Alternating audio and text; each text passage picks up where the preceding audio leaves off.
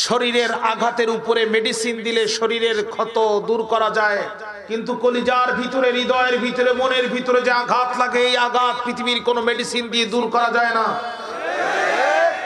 স্পষ্ট ভাবে ইমরান খান জাতিসংঘে দাঁড়িয়ে বলেছেন, মুহাম্মদ রাসূলুল্লাহ সাল্লাল্লাহু আলাইহি সাল্লামকে আঘাত দিলে পৃথিবীর কোটি কোটি মুসলমানদের কলিজার মধ্যে আঘাত লাগে।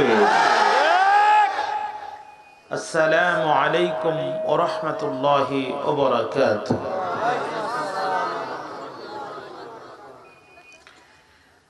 হৃদয়ের সবটুকু ভাব, আবেগ,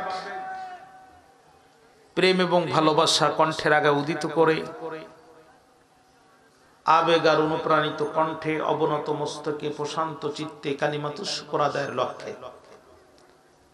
হৃদয়ের সবটুকু শক্তি, হৃদয়ের সবটুকু ভক্তি, শরীরের সবটুকুন শক্তি কণ্ঠের আগে উদিত করে সমস্বরে চিৎকার করে সকল মিলে একবার বলছি আলহামদুলিল্লাহ। দুরদার সালাম বিশ্ব মানবতার মুক্তির মহান দিশারি, নির্যাতিত মানবতার নবী, বঞ্চিত মানবতার নবী, শোষিত মানবতার নবী,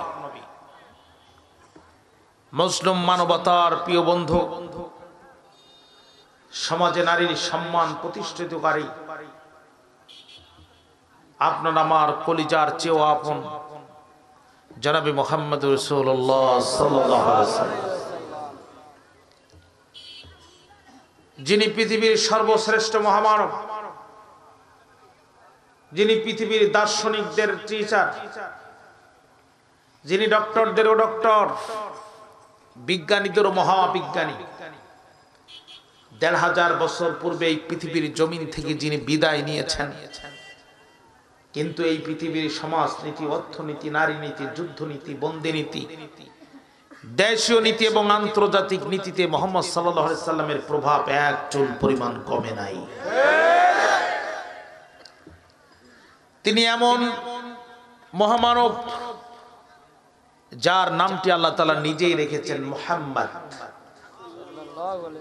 প্রশংসিত, অর্থাৎ যিনি তার বিরোধিতা করবেন তিনি প্রমাণ করবেন যে তিনি নিজেই একটি কলঙ্কিত, আর যার সম্পর্কে বাজে কথা বলছেন তিনি নিজে প্রশংসিত। আমেরিকা, ফ্রান্সের সরকারের মদদে আল্লাহ রসুলকে নিয়ে বাজে মন্তব্য করা হলো, কার্টুন ছবি আঁকানো হলো।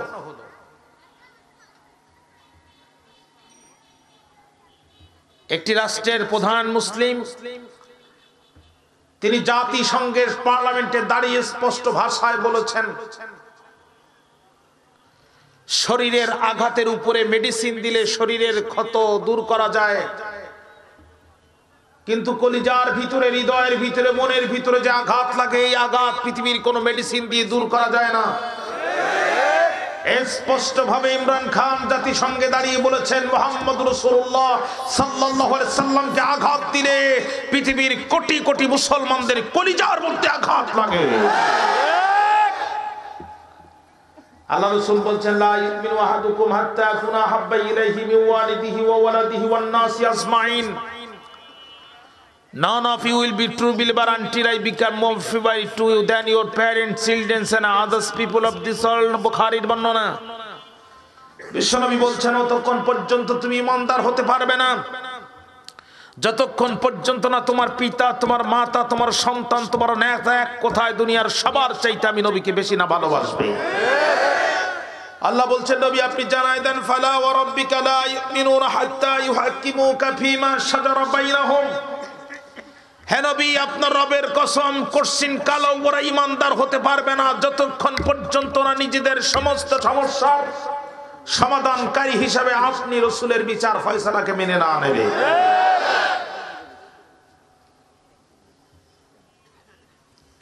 উচিত ছিল গোটা বাংলাদেশের মুসলমানরা এক মঞ্চে এসে প্রতিবাদ জানানো। সেটা যেই দেশের প্রধানমন্ত্রী হোক না কেন আমাদের দেখার বিষয় নয়। আমরা খাব্বাবের উত্তরসূরি, খোবায়েবের উত্তরসূরি, তারিক বিন জিয়াদ আর মোহাম্মদ বিন কাসিমের আদর্শ আমাদের হৃদয়ের ভিতরে আমরা লালন করি। তুমি ফ্রান্সের প্রেসিডেন্ট কেন, গোটা পৃথিবীর প্রেসিডেন্ট তুমি হতে পারো, আমার কোনো আপত্তি নাই, কিন্তু তুমি আমার ঈমান, রসুল হচ্ছে আমার ঈমান, আমার রসুলকে নিয়ে বাজে মন্তব্য যদি তুমি করো, আমার রসুলের প্রতি কোনো সম্মান যদি তোমার হৃদয়ে না থাকে, তুমি ফ্রান্সের প্রধানমন্ত্রী কেন, গোটা বিশ্বের শ্রেষ্ঠ নেতাও যদি হও, আমার কাছে তোমার মর্যাদা আমার পায়ের স্যান্ডেলের ফিতার সমান নয়। লিল্লাহে তাকবীর, আল্লাহু আকবার, লিল্লাহে তাকবীর, আল্লাহু আকবার।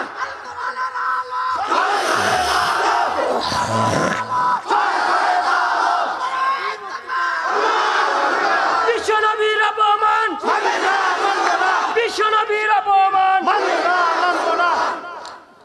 আল্লাহ রসুলকে অপমান করে আজ পর্যন্ত কোন মানুষ মাথা উঁচু করে পৃথিবীর জমিন থেকে বিদায় নিতে পারে নাই। সাথে সাথে আল্লাহ রসুলের কার্টুন ছাপানো হলো, গোটা বিশ্বের মুসলমানরা ফ্রান্সের পণ্য বর্জন করা শুরু করলো। তোমার দেশের পণ্য পৃথিবীর শ্রেষ্ঠ পণ্য হতে পারে, তোমার দেশের খাবার পৃথিবীর শ্রেষ্ঠ খাবার হতে পারে, কিন্তু আমার নবীকে যদি তুমি সম্মান না করো, তোমার ওই খাবার পৃথিবীর শ্রেষ্ঠ খাবার, তাতে আমার কিছু আসা যায় না। আমি তোমার খাবার খাওয়া তো দূরের কথা, তোমার খাবারের দিকে তাকাবো না। উচিত ছিল 90% মুসলমানের দেশে ফ্রান্সের রাষ্ট্রদূতকে ডেকে বহিষ্কার করা। উচিত ছিল সবাই মিলে প্রতিবাদ করে রাস্তায় এসে প্রতিবাদ জানানো, শালীন ভদ্র ভাষায় প্রতিবাদ জানানো দরকার ছিল আমাদের। কারণ আল্লাহ রসুলকে গালি দিলে যার রাতের ঘুম হারাম হয় না, নবীকে গালি দিলে যার চোখে পানি আসে না, রসুলকে গালি দিলে যার শরীরের ভিতরে রক্ত গরম হয় না, নবীকে গালি দিলে যার রাতের ঘুম হারাম হয় না, সে রাসূলুল্লাহর উম্মত হতে পারে না। হযরত খাব্বাব রাদিয়াল্লাহু তাআলা আনহুকে শুলের পিঠে চড়াচ্ছে আর বলছে, খাব্বাব তুমি শুধু একটি বার বলো যে আজকে তোমার এই পরিণতির জন্য আব্দুল্লাহর বেটা মুহাম্মদ সাল্লাল্লাহু আলাইহি সাল্লাম দায়ী। খাব্বাব দাঁড়িয়ে বলছে, হাসি মুখে শতবার যদি জীবন পাই, শতবার মৃত্যুবরণ করতে চাই, কিন্তু এ দেহের মধ্যে যতদিন পর্যন্ত প্রাণ থাকবে আখিরি জামানার নবীর চরিত্রের একটা ফুলের টোকা পড়তে দেব না। গোটা পৃথিবীর মুসলিম উম্মাহ রাস্তায় নেমে এসে প্রতিবাদ করে দিয়ে বলেছে, কত রক্ত চাও দেব, কত জীবন চাও দেব, কিন্তু আমার নবীর চরিত্রে আঘাত করে পার পাইতে দেব না। আমরা আমাদের নবীজির প্রতি আরো একবার দুরুদ সালাম পেশ করছি সাল্লাল্লাহু আলাইহি ওয়াসাল্লাম। আলোচনা শোনার মানসিকতা আছে আপনাদের? ইনশাআল্লাহ। আর আপনাদের সামনে এই বছর আর দেখা হবে কিনা জানি না, কখনো স্বাভাবিকভাবে আপনাদের সামনে আসতে পারবো কিনা তাও জানি না। কোথাও কোনো সমস্যা নাই, সিনেমা হলেও নাই তালা, শুধু তাফসীর মাহফিলে তালা। সিনেমা হল খোলা আর কোরআনের মাহফিলে তালা। মনে বড় জ্বালার এই পাঞ্জাবিওয়ালা, আফসোস লাগে। বাজারে ঘাটে কোথাও কোথাও কোনো বাধা নাই, কোথাও করোনা নাই, যত করোনা কোরআনের মাহফিল। আফসোস লাগে, দুঃখ লাগে। কোরআনের মাহফিলে বাধা দিয়ে মানুষকে কোরআন থেকে দূরে সরানো যাবে না। তার কারণ হচ্ছে নিষিদ্ধ জিনিসের প্রতি আকর্ষণ বেশি থাকে। চাচা জান আমার সারা বছর মিষ্টি খায় না। নীলফামারী অথবা সৈয়দপুরে পরীক্ষা করতে গেছে ডায়াবেটিস আছে কিনা, ডাক্তার বলছে আর কোনোদিন মিষ্টি খাওয়া যাবে না। চাচা জান ওই দিন বাজার থেকে হাফ কেজি চুরি করে না খেয়ে বাড়িতে আসে না। নিষিদ্ধ জিনিসের প্রতি আকর্ষণ বেশি হয়। মাহফিলে যত বেশি বাধা সৃষ্টি করা হবে, মাহফিলে গণ মানুষের ঢল নামবে। 4 লক্ষ 5 লক্ষ মানুষ এদেশের মাহফিল গুলোতে ঢল নেমেছে। 3-4 ডিস্ট্রিক্টের পুলিশ দিয়া হিমশিম খাচ্ছে জনতা ট্যাকেল দেওয়ার জন্য। কোরআন বিরোধীদের মাথা হেট হয়ে গেছে, রাতের খুব হারাম হয়ে গেছে। আসতেছে আলোচনা, আমি খুব ছোট্ট ছোট্ট করে শুরু করব, রাজি আছেন আপনারা? আল্লাহ তাআলা যেন আজকের মাহফিলকে কবুল করেন। ভাইরা আমার, কোরআন আল কারিমের 12 নম্বর সূরা, সূরা ইউসুফের 4 নম্বর আয়াতে কারিমা আমি আপনাদের সামনে তেলাওয়াত করেছি। 111টি আয়াত আর 12টি রুকু দিয়ে সাজানো সূরাটি নাজিল হয়েছে বিশ্ব নবীর মাক্কি জীবনের শেষ প্রান্তে। কোরআনের দাওয়াত দেওয়ার জন্য জুলুম নির্যাতনের স্টিম রুলারে যখন নিষ্পেষিত হচ্ছিলেন আল্লাহর নবী, নির্যাতনের সীমারেখা অতিক্রম হয়েছিল যখন এই সূরাটি নাজিল হয়েছিল। তখন এই সূরাটির শানে নুজুল সম্পর্কে প্রসিদ্ধ তাফসীরগুলোতে ভিন্ন ভিন্ন বক্তব্য এসেছে। আমি 2টা তাফসীর থেকে 2টা বক্তব্য কোট করছি। এটি পৃথিবীর নন্দিত মুফাসসির হাফিজ ইবনে কাসির তাফসীর ইবনে কাসিরে উল্লেখ করেছেন, বিশ্বনবী যখন কোরআনের দাওয়াত দিচ্ছেন তখন মক্কার কাফেররা এই দাওয়াতকে বন্ধ করার জন্য সুরকার, গীতিকার, কণ্ঠ ভালো যার, এদেরকে একত্রিত করে 3 রাস্তা 4 রাস্তার মোড়ে বাপ দাদার অতীত ইতিহাসের কেচ্ছা কাহিনী শোনানোর ব্যবস্থা করছে, যাতে করে মানুষ কোরআন না শোনে। তাহলে কোরআনে শুধু এখন বাধা নয়, কোরআনে তখনও বাধা ছিল, ঠিক কিনা? তখন বাধা দিয়ে যদি তারা কাফের হয়, আর আজকে কোরআনের মাহফিলে বাধা দিয়ে এরা আলহাজ কেমনে হয় আমার বুঝে আসে না।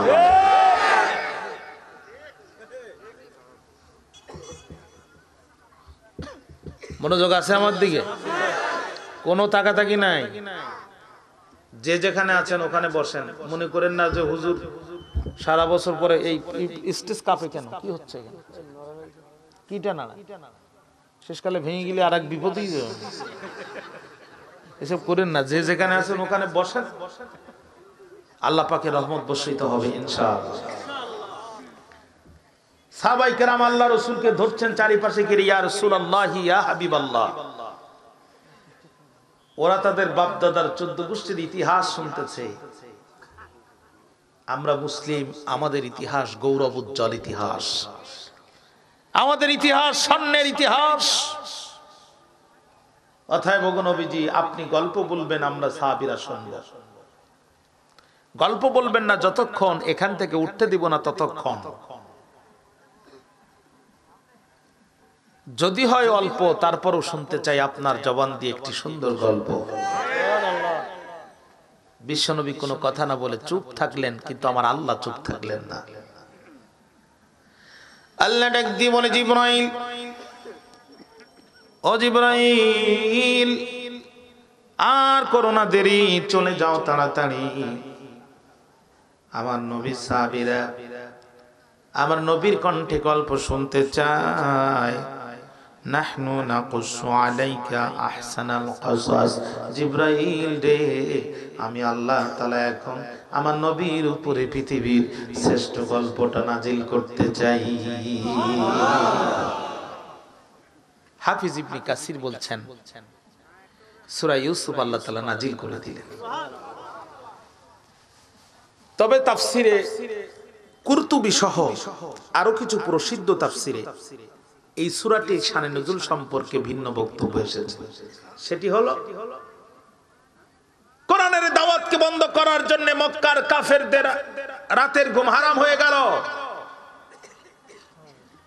বুদ্ধিজীবীদের একটি টিম গঠন করে তারা মদিনায় প্রেরণ করলো, একটা বুদ্ধি নিয়ে আসো ইহুদিদের কাছ থেকে, যাতে করে কোরআন বন্ধ করা যায়। বুদ্ধিজীবী চিনেন আপনারা? হ্যাঁ, বুদ্ধির ব্যবসা করে খায় যারা বুদ্ধিজীবী, তারা রাত 10টা থেকে রাত 2টা পর্যন্ত টকশোতে এই বুদ্ধিজীবীদের দেখা যায়। হাত পা, চোখ কান নাক মুখ সব ঠিক আছে, মাগার মাথায় চুল নাই। আমাদের আঞ্চলিক ভাষায় বলে সাদে মাল নাই।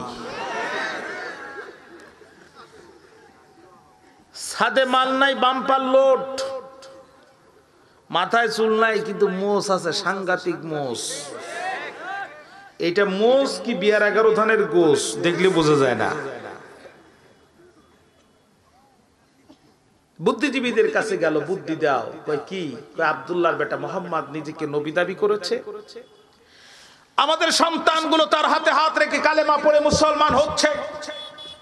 উত্তপ্ত বালুর উপরে জ্বলন্ত সূর্যের সামনে চিৎ করে শোয়া বুকের উপরে পাথর চাপা দিয়েও কালেমার দাওয়াত থেকে তাদেরকে ফিরানো যাচ্ছে না। পরিস্থিতি যদি এইভাবে চলতে থাকে তাহলে আগামী দিনে নেতৃত্ব কর্তৃত্ব সব সর্বস্ব মুহাম্মাদের হাতে চলে যাবে। আমরা বড় বিপদে পড়ে যাব। মুহাম্মাদের হাতে চলে যাবে যখন, আমরা কি করব তখন? অতএব বড় কষ্ট করে এসেছি, ভাইরে বুদ্ধি দাও। ইহুদিরা বলছে সে যদি আল্লাহর নবী হয় আমাদের কিচ্ছু করার নাই, তবে আমরা ছোট্ট একটা পরীক্ষা তোমাদেরকে দিতে পারি, একটা ট্যাবলেট দিতে পারি, এই ট্যাবলেটটা পরীক্ষা করে দেখো সে আল্লাহর নবী কি নবী না। মুহাম্মদ সাল্লাল্লাহু আলাইহি সাল্লামকে জিজ্ঞাসা করো বনি ইসরাইল কবে কখন কোন ঘটনা থেকে, কোন ঘটনার প্রেক্ষাপটে মিশর থেকে হিজরত করে তারা, ফিলিস্তিন থেকে হিজরত করে তারা মিশরে এসে বসবাস করা শুরু করলো। বনি ইসরাইল বাস করত ফিলিস্তিনে। তাফসিরে এসেছে তদানীন্তন সময় ফিলিস্তিন থেকে মিশরে আসতে ঘোড়ার পিঠে চড়ে অথবা হেঁটে মিশরে পৌঁছাতে সময় লাগতো 30 দিন। এই 30 দিনের কণ্ঠ কাকীর্ণ পথ মারিয়ে কবে কখন কোন ঘটনার প্রেক্ষাপটে বনি ইসরাইল ফিলিস্তিন থেকে মিশরে আসলো, মুহাম্মদ সাল্লাল্লাহু আলাইহি ওয়াসাল্লাম যদি আল্লাহর নবী না হয় এই প্রশ্নের জবাব দিতে পারবে না। তার কারণ আজকে যখন আমরা সূরা ইউসুফ নিয়ে আলোচনা করতে বসেছি, এই ঘটনা প্রবাহ এখান থেকে 7000 বছর আগে। সুবহানাল্লাহ বললেন না? বিশ্বনবীর উপরে কোরআন নাজিল হয়েছে আরো 5500 বছর পূর্বে, অর্থাৎ আল্লাহ রসুলের সময় থেকেও ইউসুফ আলাইহিস সালামের সময়ের ব্যবধান ছিল 5500 বছর। 1500 বছর পূর্বে কোরআন নাজিল হয়েছে, এখন থেকে 7000, আর আল্লাহর নবীর সময় থেকে 5500। কিভাবে বলবে? আপনাকে যদি বলে ভাই 2016 সালের নভেম্বর মাসের 13 তারিখ মঙ্গলবার দুপুরবেলা আপনি কি দিয়ে ভাত খেয়েছেন বলেন, আপনি বলতে পারবেন? গত বছরের কথা আপনার মনে আছে? গত মাসের কথা আপনি বলতে পারবেন না। 5500 বছরের পূর্বের কথা সে কেমনে বলবে যদি সে নবী না হয়? মক্কার কাফেররা বাগবাগুম পায়রা মাথায় দিয়ে টায়রা, আব্দুল্লাহর বেটা মোহাম্মদ কত নম্বর নবী আজকে দেখা যাবে। জ্ঞানী গুণী শিক্ষিত পণ্ডিত সবাইকে ডাক দিলেন, মজমা বসালেন, আসর বসালেন। বিশ্বনবী আর তার সাহাবায়ে কেরাম সাথে গেলেন। মুহাম্মদ, জি তুমি আল্লাহর নবী? নিঃসন্দেহে, কোনো সন্দেহ নাই। তাই যদি হয় তাহলে বলো বনি ইসরাইল কবে কখন কোন ঘটনার প্রেক্ষিতে ফিলিস্তিন থেকে হিজরত করে মিশরে আসলো। আমার কথা দিকে কি আপনাদের মনোযোগ আছে পানের ভাই? বিশ্বনবী কোনো কথা বলেন না। সাহাবায়ে কেরাম তাকিয়ে আছেন। সময় যত অতিবাহিত হচ্ছে সাহাবায়ে কেরামদের মুখগুলো অন্ধকার হয়ে যাচ্ছে, কাফেরদের মুখগুলো হাসি মুখে হয়ে যাচ্ছে। হাসি ফুটতেছে কাফেরদের মুখে, আর দুঃখের চেহারা ভেসে উঠতেছে সাহাবায়ে কেরামের মনের দুঃখে। সাহাবায়ে কেরাম কিং কর্তব্য বিমূঢ় হয়ে গেলেন। কি ব্যাপার, আমাদের নবীজি কোনো কথা কেন বলেন না? কেন আমাদের নবীজি প্রশ্নের জবাব দিচ্ছেন না? আমাদের নবী তো সত্য নবী, তাহলে কথা কেন বলছেন না? এখনো পরিস্থিতিতে আমার আল্লাহ ডাক দিয়ে বলে, জিব্রাইল, ও জিব্রাইল আর করো না দেরি, চলে যাও তাড়াতাড়ি।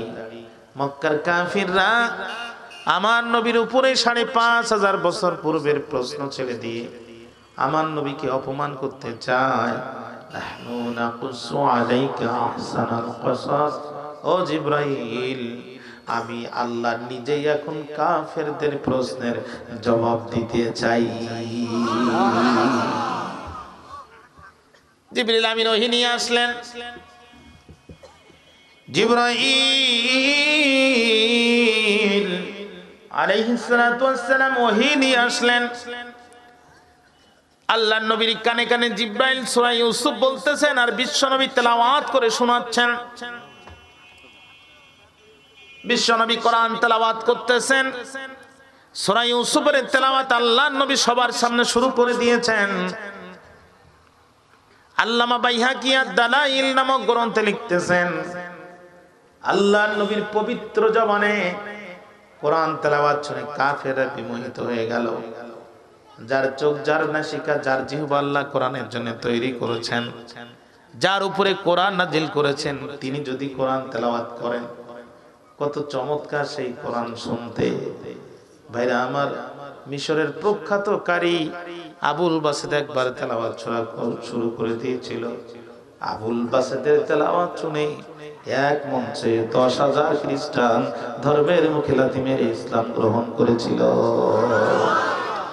মিশরের কারি আবুল বাসেদের তেলাওয়াতে যদি এক মঞ্চে 10,000 খ্রিস্টান মুসলমান হয়, আল্লাহর নবী যার উপরে কোরআন নাজিল হয়েছে, তিনি যদি কোরআন তেলাওয়াত করেন, এই কোরআন কত চমৎকার শুনতে। ইমাম বাইহাকি লেখেন, বিশ্বনবী যখন সকলের সামনে সূরা ইউসুফ বর্ণনা করে শোনালেন, পাঠিয়েছিলেন, মুহাম্মদ সাল্লাল্লাহু আলাইহি সাল্লাম এই প্রশ্নের জবাব দিতে পারে কিনা দেখার জন্য ইহুদিরা একটি টিম পাঠালেন। আল্লাহর নবীর কণ্ঠে তেলাওয়াত শুনে ইহুদিদের একটি অংশ সবার সামনে ঘোষণা দিয়া কালেমা পড়ে মুসলমান হয়ে গেল। তাফসীরের প্রায় 6-7 পৃষ্ঠার আলোচনা আমি খুব সংক্ষেপে আপনাদের সামনে বর্ণনা করে ফেলেছি। এখন আপনারা যদি অনুমতি দেন তাহলে আমি ভিতরে প্রবেশ করতে চাই। রাজি আছেন? তাহলে আমার সাথে তেলাওয়াত করেন, আউযু বিল্লাহি মিনাশ শাইতানির রাজিম, বিসমিল্লাহির রহমানির রহিম। إذ قال يوسف لأبيه يا أبت إني رأيت 11 كوكبا والشمس والقمر رأيتهم لي ساجدين قال يا بني لا تقصص رؤياك على إخوتك فيكيدوا لك كيدا إن الشيطان للإنسان عدو مبين وكذلك يجتبيك ربك ويعلمك من تأويل الأحاديث ويتم نعمته عليك وعلى آل يعقوب كما أتمها على أبويك من قبل إبراهيم وإسحاق إن ربك عليم حكيم لقد كان في يوسف وإخواته آيات للسائلين. When the Yusuf alayhi salam told to his father, "Oh my dear father, I have seen that the 11 stars, including the sun and the moon, protested me in my dream." বাবা, আমি স্বপ্নে দেখেছি 11টি নক্ষত্র, শুধু তাই না, চন্দ্র এবং সূর্য আমাকে সিজদা করছে। সুবহানাল্লাহ বললেন না? এটা আজীব স্বপ্ন। চন্দ্র, সূর্য, নক্ষত্র কাউকে সিজদা দেয়, আজীব ব্যাপার।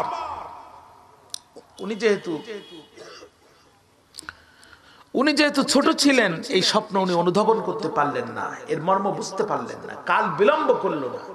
সর্বপ্রথম বাবার কাছে চলে গেল, বাবার কাছে যে বর্ণনাটা দিলেন, বাবা কাল বিলম্ব করেন নাই, প্রথম কথাই বলছে, ইয়া বুনাইয়া, হে আমার কলিজার টুকরা সন্তান, লা তাকসুস রুইয়াকা আলা ইখওয়াতিকা, দেখেছো যাহা ভাইদের সাথে বলবে না তাহা। Because something is known as jealousy. হিংসা বলতে একটা সমাজে কিছু আছে না নাই? জোরে বলেন। ওরা এই খবর শুনবে যখন, তোমার সাথে হিংসা করবে তখন। আমার মাহফিলে লোক কম হচ্ছে, আর একজনের মানে মাহফিলে লোক বেশি হচ্ছে, হিংসা শুরু হয়ে গেছে। তুমি এই কাজ করো না, তুমি এই গল্প আর একজনের সাথে বলো না। লা তাকসুস রুইয়াকা আলা ইখওয়াতিকা, দেখেছো যাহা ভাইদের সাথে বলো না তাহা। কোনো অপরাধ নয়। আমি যদি কিছু লোকজন দেখে নীলফামারী একটা সভা করতে যাই, আমার টাকা দিতে হয়, বিরিয়ানি দিতে হয়, গাড়ি দিতে হয়, এরপরে রোদ একটু বেশি থাকলে পাবলিক ময়দানে থাকতে চায় না, দ্রুত আমার মিটিং শেষ করতে হয়। আর কিছু কিছু মোল্লা আছে, এরা আসলে লক্ষ লক্ষ মানুষ নিজের পকেটের টাকা খরচ করে নিজের খেয়ে আসে, বসে, মাহফিলে টাকা দিয়ে চোখের পানি ফেলে যায়। কথা বললেন না কেন? আহা, দেখেছো যাহা ভাইদের সাথে বলবে না তাহা। বললে কি হবে? ভাইয়া কি দুলাকা কায়দা, তারা তোমার বিরুদ্ধে চক্রান্ত করবে, ষড়যন্ত্র করবে। মনোযোগ আছে আমার দিকে নাকি ঘুমাই গেছেন আপনারা? তোমার বিরুদ্ধে চক্রান্ত করবে, ষড়যন্ত্র করবে। সুতরাং এটা তুমি বলো না। নিঃসন্দেহে শয়তান মানুষের প্রকাশ্য শত্রু। তবে আমি তোমার বাবা আল্লাহর নবী, তোমার দাদা আল্লাহর, আমি তোমার বাবা আল্লাহর নবী, আমার বাবা আল্লাহর নবী, আমার দাদা আল্লাহর নবী। শুধু আল্লাহর নবী না, ন্যাশনাল ফাদার অফ মুসলিম উম্মাহ, মুসলিম জাতির গর্বিত জাতীয় পিতা ইব্রাহিম আলাইহিস সালাতু ওয়াস সালাম। দীর্ঘ প্রাপ্ত নবুয়তের সঞ্চিত অভিজ্ঞতার আলোকে তোমার স্বপ্ন সম্পর্কে আমি মন্তব্য করব দুইটা।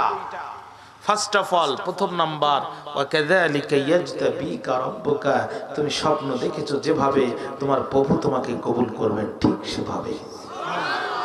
দুই নাম্বার, ওয়া ইউআল্লিমুকা মিন তাউইলিল হাদিস, তোমাকে শিক্ষা দিবেন স্বপ্নের ব্যাখ্যা।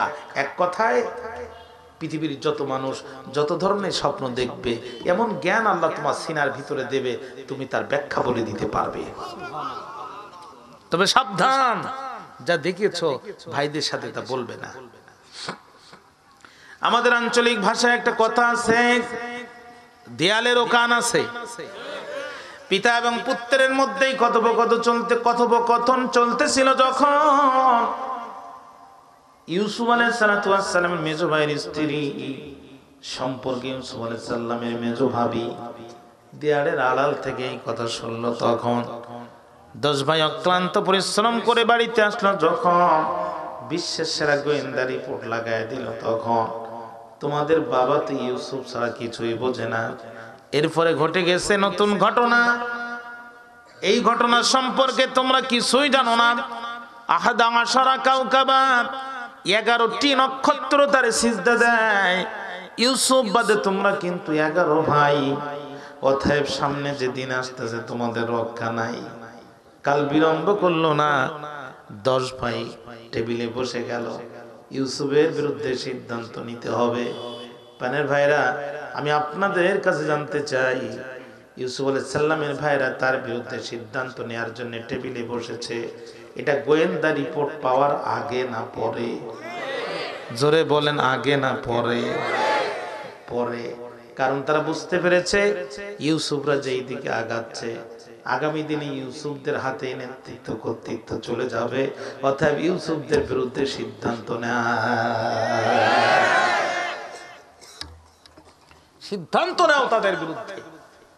কারণ এরা যা শুরু করেছে, এ তো হ্যামিলনের বাঁশিওয়ালা, ফুৎকার দিতেই লক্ষ লক্ষ লোক এক জায়গায় হয়ে যাচ্ছে।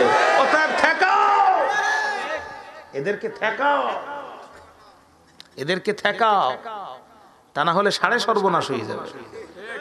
ঠেকাও, ঠিক কিনা বলেন? 10 ভাই টেবিলে বসে গেল, কোনো কথা নাই, ইউসুফের বিরুদ্ধে সিদ্ধান্ত নিতে হবে। কিন্তু কোন মানুষের বিরুদ্ধে যদি সিদ্ধান্ত নিতে হয়, তাহলে তার অতীত জীবনটা একটু তালাশ করতে হয় যে কোন জায়গায় মামলা লাগানো যায়। প্রথমে দেখলো বয়স কত, তা বয়স তো খুব ছোট, তাহলে তো 71-এ ঢুকানো যাবে না। ওই সময় তো ইউসুফের জন্ম হয় নাই, অতএব ওটা দেয়া যাবে না।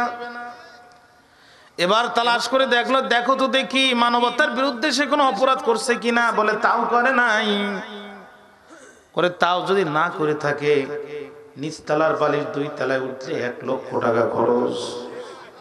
এই বালিশ কেলেঙ্কারিতে যাদের নাম আছে ওর মধ্যে কি ইউসুফ আছে? কয় তাও নাই। ওই 30 টাকার পেঁয়াজ যারা 300 টাকা বানাইছে, এই সিন্ডিকেটের ভিতরে ইউসুফের কি নাম আছে? কয় না সেখানেও নাই। চিন্তা ভাবনা করলো তাহলে কেমনে ভাষাই? এত পবিত্র চরিত্রবান মানুষকে আমরা কেমনে আটকাই? কোনো কিছু সিদ্ধান্ত আসতে পারছে না। এক ভাই দাঁড়ায় বলল ইউসুফের দোষ আছে। ওই কি সেই দোষ? তখন বলল ইদ ক্বালু লা ইউসুফ ওয়া আখুহু আহাব্বু ইলা আবিনা মিন্না ওয়া নাহনু উসবা ইন্না আবানা লাফি দালালিম মুবিন।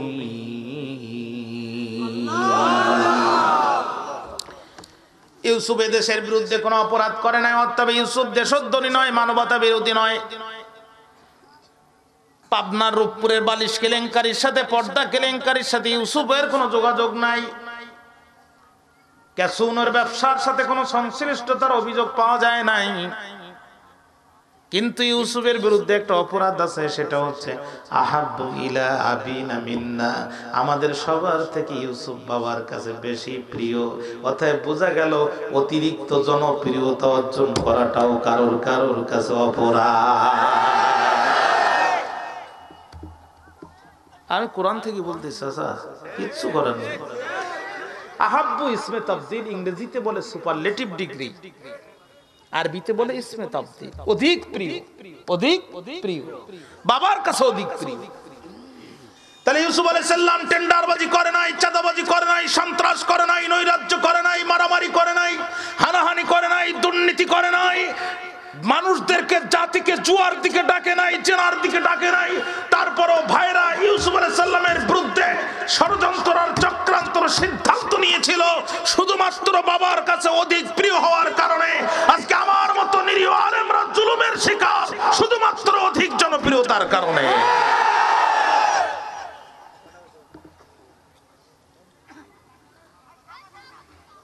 আহাব্বু ইলা আবিনা মিন্না, আমাদের থেকে বাবার কাছে জনপ্রিয়। অতএব ওর বিরুদ্ধে সিদ্ধান্ত নিতেই হবে। কি করা যায়? এক ভাই বলছে ও কুতুলু ইউসুফা, দেরি করো না, ওরে কোরআন শরীফ দিয়ে মেরে ফেলি দাও। কথা কি বুঝতে পেরেছেন? ও কুতুলু, হত্যা করো, ডাইরেক্ট হত্যা করে দাও। ডাইরেক্ট হত্যা করা আমাদের বাংলাদেশে এটা তরজমা হলো কোরআন শরীফ। কি কো মেজর সাহেব গেছে না কোরআন শরীফে? কথা বলেন না কেন? আহা, ধরছে আর বসাই দিছে। পরে এবার তথ্য বাইর হয়ে গেছে, 200-র কাছাকাছি মানুষ একাই কোরআন শরীফ দিয়েছে। ভারতে বাড়ি আছে। ভাইরা, আমরা খুব বিপদে আছি। উচিত কথা, সত্য কথা, হক কথা না বলে থাকতেও পারি না, আবার বললে পিঠের চামড়াও থাকে না। কঠিন মুসিবত। একটা নিরীহ মানুষকে ক্রস ফায়ার দিয়ে হত্যা করা হলো, ডাইরেক্ট হত্যা করো। ওই তো রহুহু আরদ, অথবা দূরে কোথাও ফেলে দাও। হয় সরাসরি হত্যা করো, তা না হলে দূরে কোথাও ফেলে দাও, তার মানে গুম করে ফেলো। দক্ষিণ আফ্রিকার একটা রিপোর্ট দেখতেছিলাম আমি, মিশরে যে একটা গল্প শুনলাম, সেটা হলো দক্ষিণ আফ্রিকার মানুষেরা খুন করতে জানে কিন্তু গুম করতে জানে না। এই বাংলাদেশের মানুষ যে তাদেরকে গুম করা শিখিয়েছে।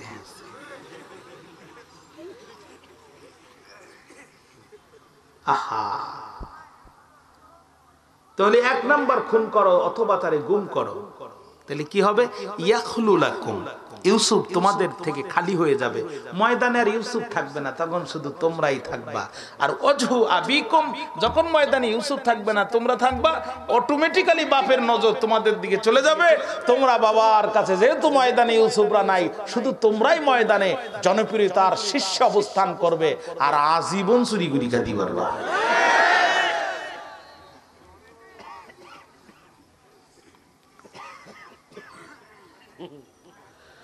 قال قائل منهم لا تقتلوا يوسف والقوه في غيابة الجب। একজন বলছো যতগুলো মনে করছো অতগুলো গুড় হাফ কেজি না, অত সহজ না।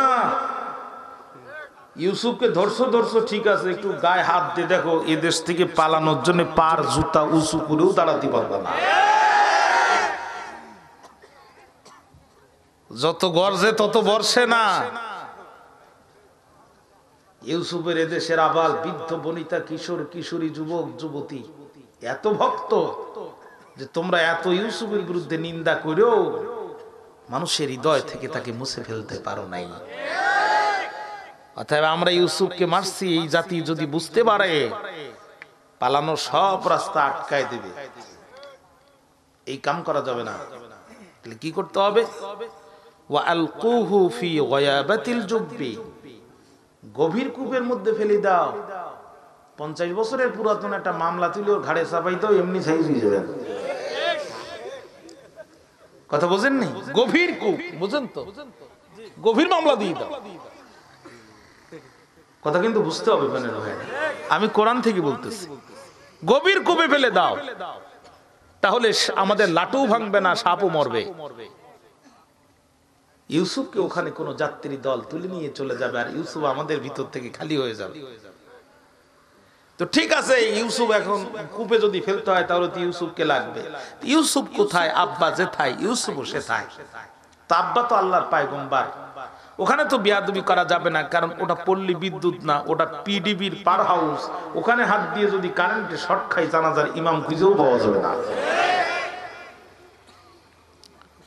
অতএব বাবার সাথে একটি সুষ্ঠু সংলাপের মাধ্যমে ইউসুফকে আমাদের অধীনে আনতে হবে, তারপরে সিস্টেম করে কূপে ফেলতে হবে।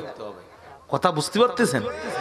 সংলাপ বুঝেন তো? সংলাপ ওই দুই পাশে দুই গ্রুপ থাকে, আর মাঝখানে চা আর বিস্কিট থাকে, জাতি দেখে আলাপ আলোচনা হচ্ছে, পরে তাকে সব ঘোড়ার ডিম।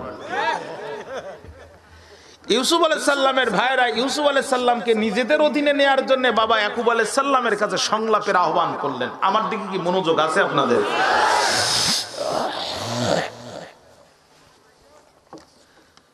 বাবা ইয়াকুব আলাইহিস সালামের কাছে সংলাপের আহ্বান করলেন। সংলাপের সর্বপ্রথম ভাইরা কি আলোচনা করেছিলেন আমার আল্লাহ রাব্বুল আলামিন সেই বক্তব্য তুলে ধরলেন। ভাইরা ইউসুফ আলাইহিস সালামের কাছে যে বলছে, ক্বালু ইয়া আবানা মালাকা লা তামান্না আলা ইউসুফা ওয়া ইন্না লাহু লানাসিহুন। Oh our respectable father, why don't you believe us about Yusuf? হে আমাদের গর্বিত পিতা, কেন আপনি ইউসুফের ব্যাপারে আমাদেরকে বিশ্বাস করতে পারেন না? আব্বা, আমরাও যেমন আপনার সন্তান, যেমন ইউসুফও আপনার সন্তান তেমন। আমাদের অন্যরা যেমন আমাদের ভাই ভাই, ইউসুফের ঠিক আমাদের তেমন ভাই ভাই। অতএব আপনার কোনো টেনশন নাই, কোনো চিন্তা করারও সুযোগ নাই। আর সিলহু পাঠায় দেন তাকে, মা না আমাদের সাথে, গদান আগামীকাল, ইয়ারতা সে ফল কুড়াবে, ওয়া ইয়ালআব সে খেলা করবে, ওয়া ইন্না লাহু লাহাফিজুন। আপনি চিন্তা করবেন না, আমাদের অধীনে ইউসুফকে শুধু একটা বার দিয়ে দেখেন, শুধু আমাদের অধীনে একটা বার দিয়ে দেখেন, আমাদের অধীনে শুধু একটা বার দিয়ে দেখেন। বুঝেন নাই কথা? আমাদের অধীনে শুধু একটা বার ইউসুফকে দিয়ে দেখেন, আমরা তার কেমন রক্ষণাবেক্ষণ করি। আব্বা আপনি টেনশন করবেন না, ওয়া ইন্না লাহু লাহাফিজুন, আমরা তার হেফাজত করব না, আমরা তার কোনো কিছু ক্ষতি হতে দেব না। এক বলেছিলাম মনে মনে কয়, তোমরা আমার সন্তান, তোমাদের কি আমি চিনি না? তোমাদের আমি ভালো রকম চিনি।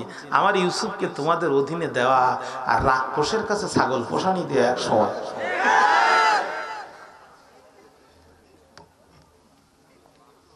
قال إني لا يحزنني أن تذهبوا به وأخاف أن يأكله الذئب وأنتم عنه غافلون। তাদের এই প্রস্তাবের প্রেক্ষাপটে ইয়াকুব আলাইহিস সালাম তাদের প্রশ্নের জবাব দিচ্ছেন, তোমরা যদি তাকে নিয়ে যাও আমি প্রচন্ড চিন্তাগ্রস্ত হব। শুধু তাই না, আমি ভীত সন্তুষ্ট আতঙ্কিত এই ব্যাপারে যে তোমরা আমার ইউসুফকে নিয়ে যাবে যখন, আমার ইউসুফকে বাঘে খেয়ে ফেলবে তখন। قالوا لئن أكله الذئب ونحن عصبة إنا إذا لخاسرون। আব্বা আপনি টেনশন করবেন না, এই ধারণা ঠিক না। কে কোশ্চিন কালো ইউসুফ রে বাঘে খাবে না, কারণ আমরা সংঘবদ্ধ ঐক্যবদ্ধ 10টি তাজা ভাই থাকতে বাঘ এসে শুধুমাত্র ইউসুফকে আঘাত করে নিয়ে যাবে, এটা আপনি ভাবলেন কেমনে? আব্বা বাঘের কাছে মোবাইল নাই, আমাদের কাছে মোবাইল নাই, জঙ্গলে তো এমনিতেই টাওয়ার নাই, আমরা মোবাইল করে বাঘকে টেলিফোন করে ডেকে নিয়ে ইউসুফকে ধরায় দেবো, বিষয়টাও এমন না। তবে আমরা আপনার 10 সন্তান দীপ্ত কণ্ঠে শুধু একটি কথা বলতে পারি, যদি বাঘ আক্রমণ করেই বসে, ইন্না ইযাল্লা খাসিরুন, ইউসুফ যেমন আক্রান্ত হবে আমরাও তেমন আক্রান্ত হব। কি বক্তৃতা! এরকম বক্তৃতা দিয়ে না দিলে বিশ্বাস কেডা করবে না? এমন মারিপাশে ইউসুফ ইয়াকুব আলাইহিস সালামকে সামনে উপস্থাপন করছে। মনোযোগ আছে তো আমার দিকে? ইয়াকুব আলাইহিস সালাম কাল বিলম্ব করলেন না, যুক্তি মেনে নিয়ে নিলেন, যুক্তির খাতিরে মেনে নিয়ে নিলেন, ইউসুফকে তাদের অধীনে দিয়ে দিলেন। ভাইরা আমার, তাফসীরে কুরতুবীর বর্ণনা, পিতা সামনে ছিল যতক্ষণ, ইউসুফ আলাইহিস সালামের ভাইরা ইউসুফ আলাইহিস সালামকে মাথায় নিয়ে আদর করতেছিল ততক্ষণ, কিন্তু পিতা সামনে থেকে সরে গেল যখন, ভাইরা নির্যাতন শুরু করলো তখন, মাথার উপর থেকে একটি আঘাত করে ইউসুফ আলাইহিস সালামের ভাইরা তাকে মাটির মধ্যে ফেলে দিল। নবী ইউসুফ আলাইহিস সালাম ঠিক তখনই চিন্তা করলো, একদিকে আমার বাবার সাথে সংলাপের আলোচনা, অন্যদিকে আমাকে হত্যা করার পরিকল্পনা। আসলে এইটা তো সংলাপ ছিল না, এইটা ছিল সংলাপের নামে গোটা জাতির সাথে প্রতারণা। বুঝতে পারলেন? প্রচন্ড আক্রমণ হচ্ছে তার উপরে। বিরক্ত হয়ে যাচ্ছেন মনে হয় আপনারা? আমি কি আগাবো আর একটু সামনে? ইউসুফ আলাইহিস সালাম আঘাত সহ্য করতে করতে ডাক দিয়ে বলেন, ভাই। নবী ইউসুফ আলাইহিস সালাম ডাক দিয়ে বলে, ভাই, ও ভাই, আমার অপরাধ কি আমি জানতে চাই। এমন করে আঘাত কেন তোমরা আমারে করছো? কোনদিন তো তোমরা এভাবে, আমি তো কোনদিন তোমাদের সাথে বেয়াদবি করিনি, কি আমার অপরাধ? ইউসুফ আলাইহিস সালাম ডাক দিয়ে বলে, আমি ছোট্ট ছিলাম যখন, বাড়ির রাস্তা হারিয়ে অন্যদিকে চলে গিয়েছিলাম, তখন জঙ্গল থেকে বাঘ এসে আমারে খাইতে যায়, কিন্তু বাঘ যখন আমার চেহারার দিকে তাকালো, বাঘের কলিজার মধ্যে দয়া উদিত হলো। যেই মুখ দিয়া বাঘ আমারে খাবে, মাথাটা নিচু করে বাঘ আমারে ধরে আমার ঘরের দরজায় পৌঁছায় দিয়েছিল। তোমরা আমার আপন ভাই, কেন এমন করে আঘাত করো জানতে চাই। ভাইরা কোনো জবাব দেয় না, শুধু আঘাত করতেই থাকে। এক পর্যায়ে ইউসুফ আলাইহিস সালাম তার বড় ভাই ইয়াহুদাকে ডাক দিয়ে বলে, ইয়াহুদা, পিতা থাকবে না যখন, আমার নিরাপত্তার দায়িত্ব তোমার উপরে বর্তায় তখন, ও ইয়াহুদা, আমি তোমার কাছে জানতে চাই, বাবার অবর্তমানে আমি কি তোমার কাছে নিরাপত্তা পাই না? শেষ পর্যন্ত ইয়াহুদা এবং লবই দুইজনের মধ্যস্থতায় ইউসুফ আলাইহিস সালামের উপর আক্রমণ বন্ধ হয়ে গেল, কিন্তু কূপে ফেলার সিদ্ধান্ত থেকে তারা পিছনে উঠলো না। ইউসুফ আলাইহিস সালামকে মারতে মারতে কূপের কাছে যখন নিয়ে যাওয়া হলো, আমার ভাইরা কূপে ফেলে দেওয়ার জন্য ইউসুফ আলাইহিস সালামের শরীর থেকে জুব্বা খুলে ফেলা হবে। নবী ইউসুফ ডাক দিয়ে বলে, ভাই, এই জুব্বাটা আমি তোমাদের কাছে ভিক্ষা চাই। কিন্তু ভাইরা জুব্বাটা ভিক্ষা দিল না। ইউসুফ আলাইহিস সালাম ডাক দিয়ে বলে, কূপের মধ্যে যদি আমি মারা যাই, এই জুব্বাটা হবে আমার কাফন, আর কূপের জায়গাটা হবে আমার দাফন। সুতরাং তোমরা আমার আপন ভাই, এই জুব্বাটা দেওয়ার জন্য আমি তোমাদের কাছে আবেদন জানাই। আপন ভাইরা আবেদনে ভ্রুক্ষেপ করলো না। জুব্বার বোতাম যখন খোলা শুরু করলো, আমার আল্লাহ ডাক দিয়ে বলে, জিব্রাইল, আর করিস না দেরি, চলে যা তাড়াতাড়ি।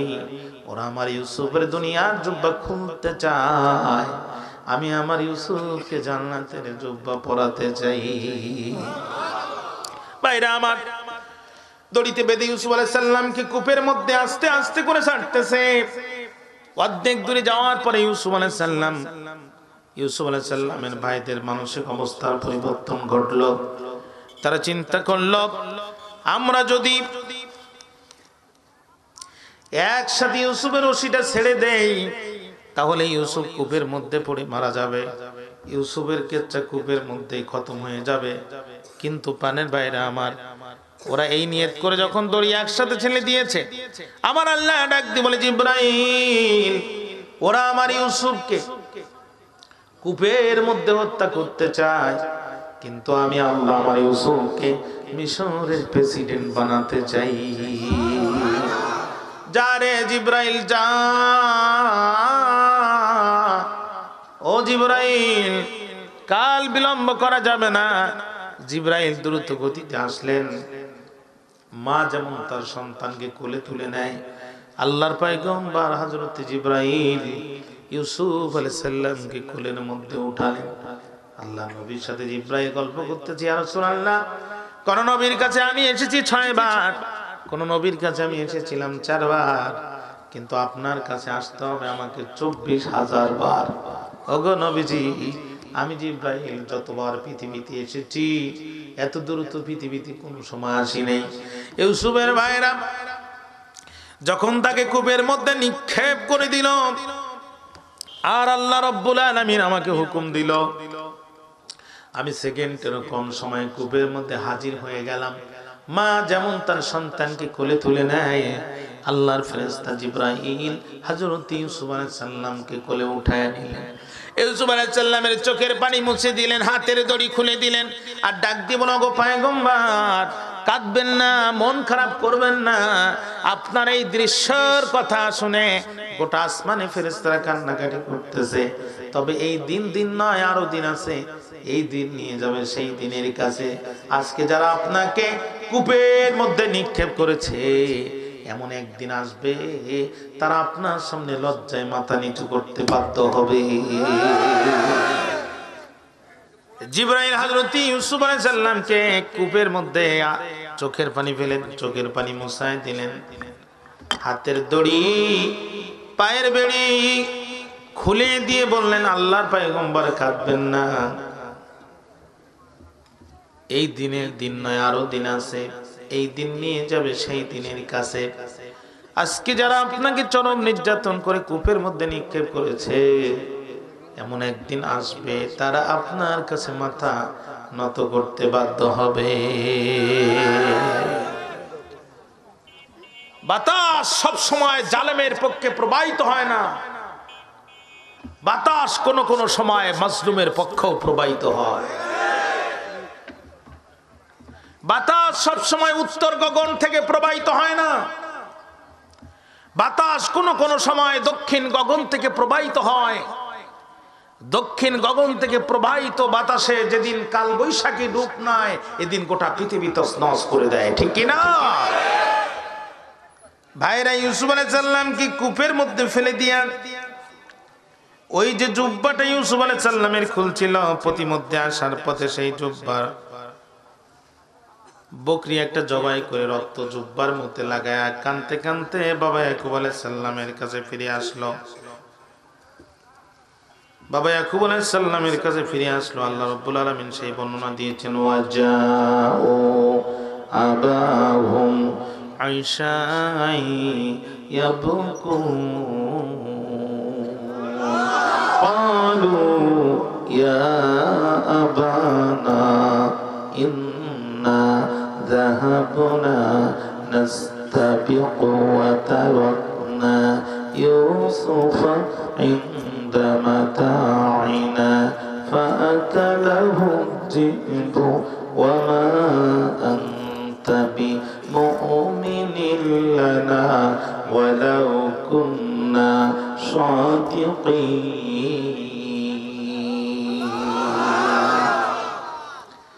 কানতে কানতে বাবা ইয়াকুব আলাইহিস সালামের কাছে এসে বলল, আব্বা, ইন্না যাহাবনা নাস্তাবিক, আমরা দৌড় প্রতিযোগিতায় গিয়েছিলাম, ওয়া তারাকনা, ফেলে গিয়েছিলাম আমরা ইউসুফকে ইনদা মাতাইনা, আমাদের জিনিসপত্রের কাছে, জামা কাপড়ের কাছে, ফাআকালাহু যিবু, অতএব যা হওয়ার তা হয়ে গেল, বাঘ আসলো ইউসুফকে খেয়ে ফেললো। ওয়া মা আনতা বিমুমিনিন লানা, যদিও আপনি আমাদেরকে বিশ্বাসী করেন না, ওয়ালাউ কুন্না সাদিকিন। অথচ আমরা সত্যবাদী।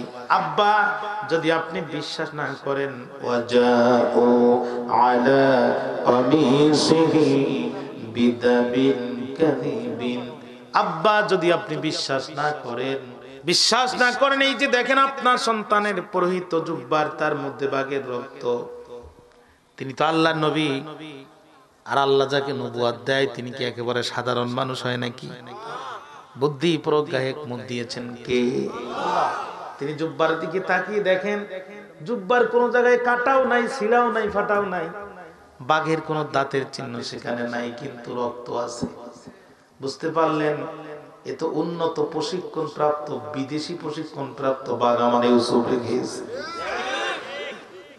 হ্যাঁ, এ তো যেন তেন বাঘ না, মানুষ খাইছে কিন্তু কোনো চিহ্ন রেখে যায় নাই। এ বাঘ তো ধরতেও জানে, খাইতেও জানে। কথা বোঝা যাচ্ছে?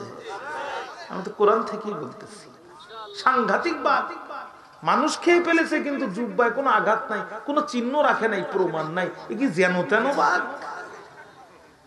এ তো বিদেশের প্রশিক্ষণ প্রাপ্ত বাঘ।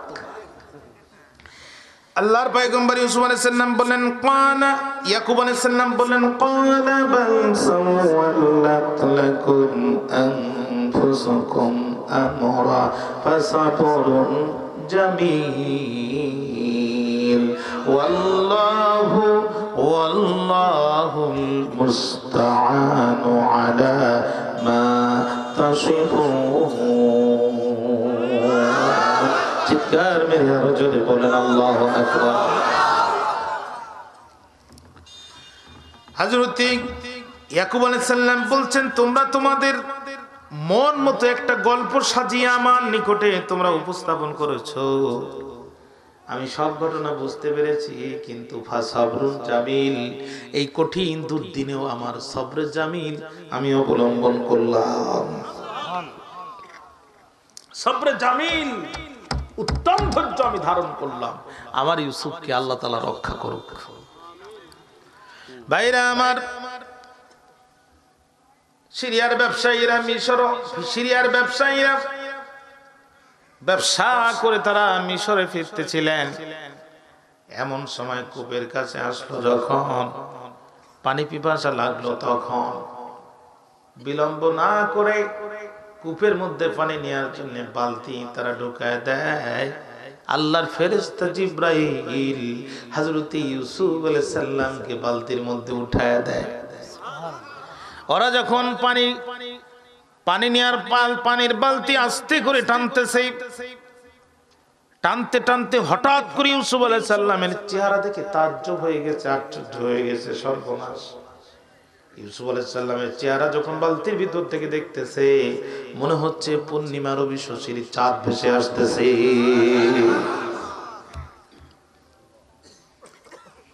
আয়াতের তাফসিরে ইবনে কাসির একটি বর্ণনায় নিয়ে এসেছেন, গোটা পৃথিবীর সৌন্দর্যকে আল্লাহ পাক তিন ভাগ করেছেন।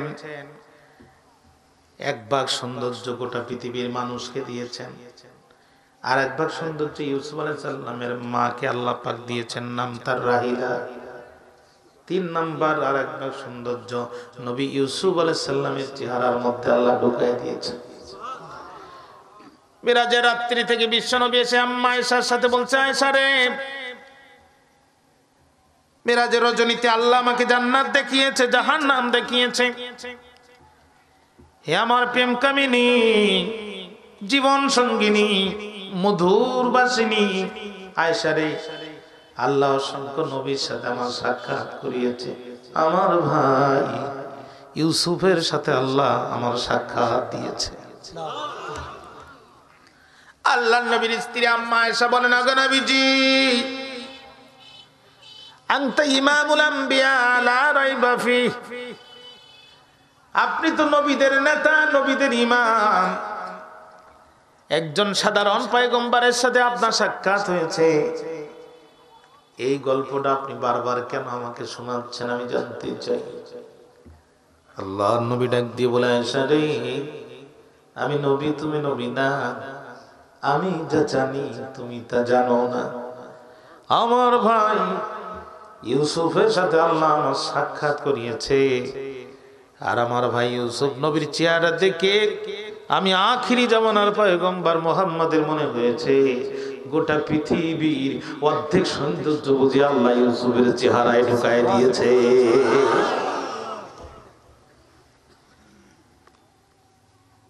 ভাইরা আমার, ফাদলা দালওয়াহু, যখন তারা বালতি দিল, বালতি টানলো, ইউসুফ আলাইহিস সালামের চেহারা বালতির মধ্যে দেখতে পেল। ক্বালা ইয়া বুশরা হাদা গুলাম, চিৎকার করে উঠছে, সুসংবাদ সুসংবাদ, পানি নেওয়ার জন্য পাত্র দিলাম, কি চমৎকার গোলাম পেলাম। মহা খুশি ইউসুফ আলাইহিস সালামের হাত পা থেকে ওরা পানি মুছে দিচ্ছে, কাদা মুছে দিচ্ছে। কিন্তু ভাইরা তো বড় চালাক, ওই ভাইরা দুইজন করে পালাক্রমে ডিউটি করত। 6 ঘন্টা 3 ঘন্টা 2 ঘন্টা পর পর ডিউটি চেঞ্জ। যেই না ইউসুফ আলাইহিস সালামকে যাত্রী দল তুলেছে, ওরা বাগানের ভিতর থেকে দেখে হেডকোয়ার্টারে সংবাদ পাঠাইছে, ইউসুফ কিন্তু উঠে গেছে। এখন যদি একটা দৌড় দিয়ে বাবার কাছে যায়, আমও যাবে, সালাম যাবে, কানতে কানতে চোখও যাবে, ঠিক কিনা? অতএব দৌড় দিয়ে আসো। ভাইরা এসে এক জায়গায় বসলো।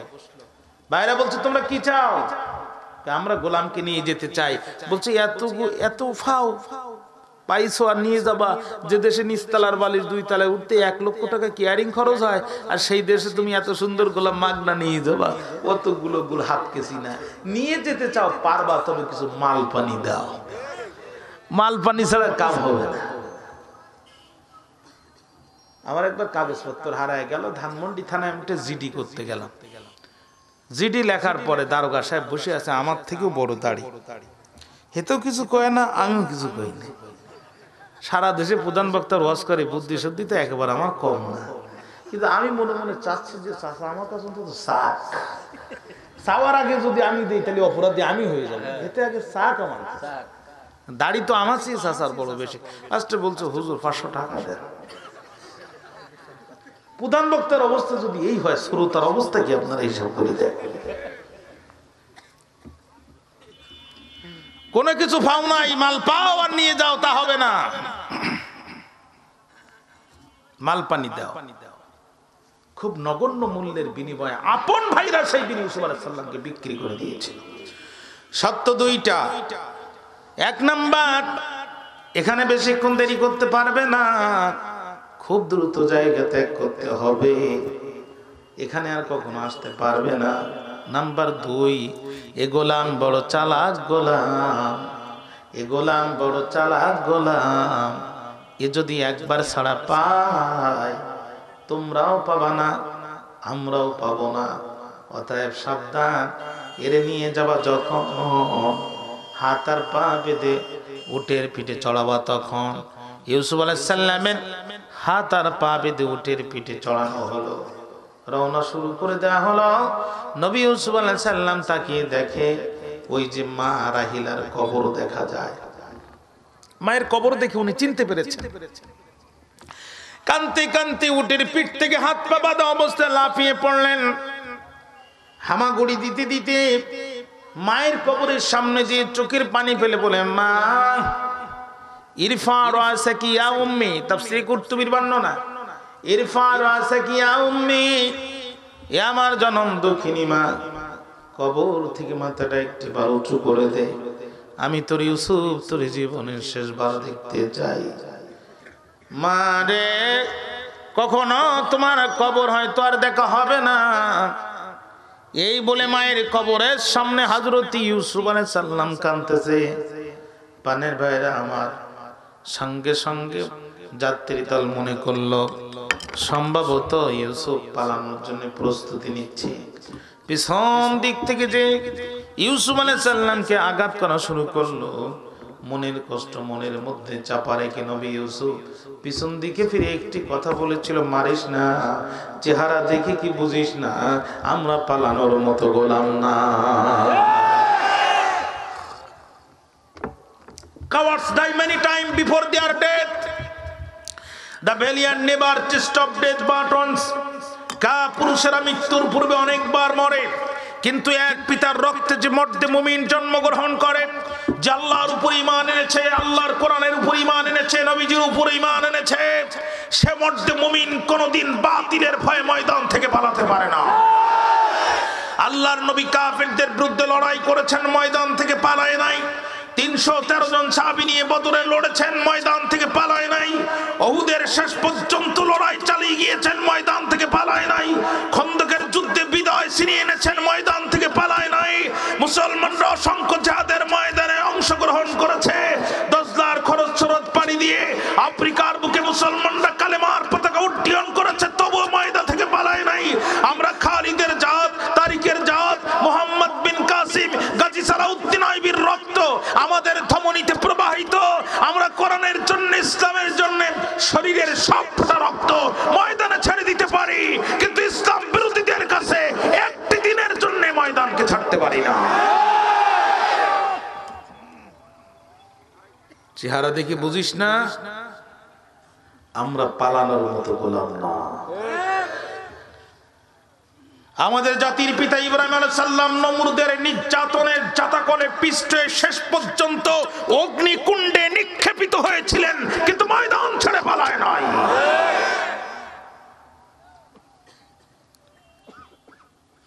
আমাদের মূসা আলাইহিস সালাম ফেরাউনের জাতাকলে বারবার নিষ্পেষিত হয়েছিলেন, কিন্তু এক চুল পরিমাণ জায়গা ফেরাউনকে ছেড়ে দেয় নাই। অতএব চেহারা দেখি বুঝো না যে ময়দান আমরা ছাড়বো না। যতই ফন্দি ফিকির করো, কোনো লাভ হবে না। জন্মগ্রহণ করেছি একদিন, মৃত্যুর স্বাদ একদিন বরণ করতে হবে।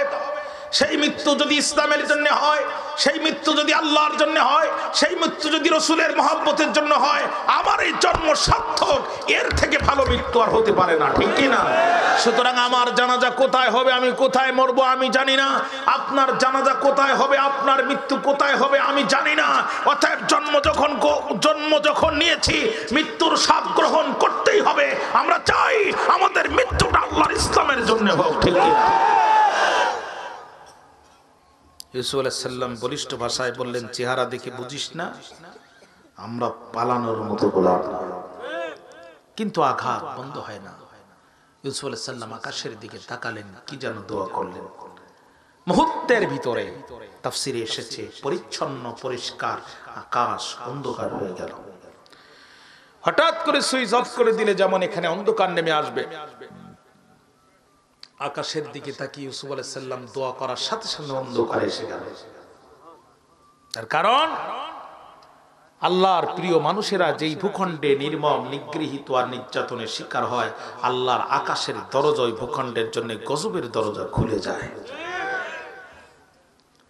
নির্বিচারে এই আমেরিকা, আফগানিস্তানে, ইরাকে, সিরিয়ায় শত শত হাজার হাজার মানুষকে তারা হত্যা করেছে, রাসায়নিক বোমা হামলা করেছে। 3 বছর 4 বছরের শিশুদের শরীর থেকে গোস্ত মাংসগুলো খসে গিয়েছে। ছোট্ট একটি মাসুম বাচ্চা, 4 বছর 6 বছর বয়স, 7 বছর বয়স, মাথা থেকে তার রক্ত পড়ছে। সে বলছে, তোমরা আমাকে এমন করে আঘাত করেছো, আমি আল্লাহর কাছে নালিশ করব। কাফের গোষ্ঠী আল কুফরু মিল্লাতে ওয়াহিদা। গোটা পৃথিবীতে আজকে হিন্দুদের সাথে খ্রিস্টানদের কোনো যুদ্ধ নাই, খ্রিস্টানদের সাথে ইহুদিদের কোনো যুদ্ধ নাই, ইহুদিদের সাথে আবার বৌদ্ধদের কোনো যুদ্ধ নাই। আল কুফরু মিল্লাতে ওয়াহিদা, ছলে বলে কৌশলে গোটা পৃথিবীর সব কাফেররা ঐক্যবদ্ধ হয়েছে বিশ্বের মানচিত্র থেকে ইসলাম আর মুসলমানদেরকে উৎখাত করার জন্য। শুধু মুসলমানদের সাথে যুদ্ধ। কারণ কি? আফগানিস্তানে আছে হীরা, সিরিয়ায় আছে স্বর্ণ, কথা বলেন না, ইরাকে আছে তেল। এইগুলো লুণ্ঠন করার জন্য আজকে তারা মুসলমানদেরকে সন্ত্রাসী বানিয়েছে।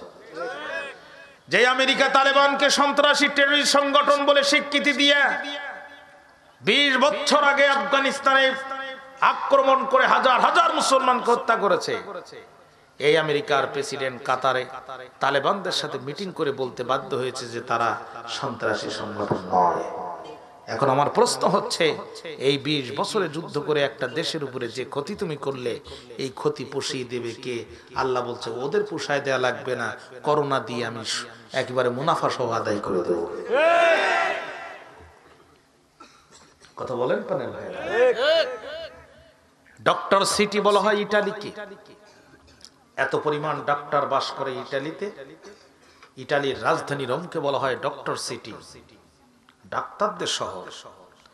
বিনা যুদ্ধে করোনায় হাজার হাজার মানুষ মারা যাচ্ছে। সেনাবাহিনীর গাড়িতে করে সারিবদ্ধভাবে এই লাশের গাড়ি যাচ্ছে। তারা হাহাকার করে বলছে দুনিয়ার চিকিৎসা শেষ, এখন আমরা আকাশের দিকে তাকিয়ে আছি। আল্লাহ কয় আমিও তো আকাশ থেকে করোনা পাঠাই দিয়েছি। নির্বিচারে আমার মুসলমানকে, আমার সিজদাকারীকে, আমার প্রতি আনুগত্য পোষণকারীদেরকে হত্যা করো আর বিভিন্ন কৌশল খাটাও।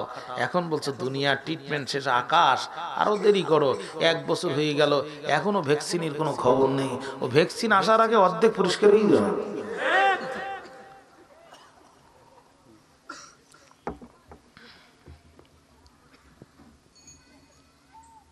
একটার পর একটা গজব আছে। কখনো জলোচ্ছ্বাস, কখনো সুনামি, কখনো ভূমিকম্প, কখনো দ্রব্যমূল্যের ঊর্ধ্বগতি, কখনো করোনা।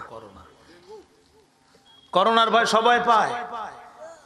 আগে প্রিয় মানুষ দেখলে সালাম দিয়ে কোলাকুলি করতে যেত, এখন মানুষ দেখলে ভয় পায়, মনে ওর হাতে করোনা আছে।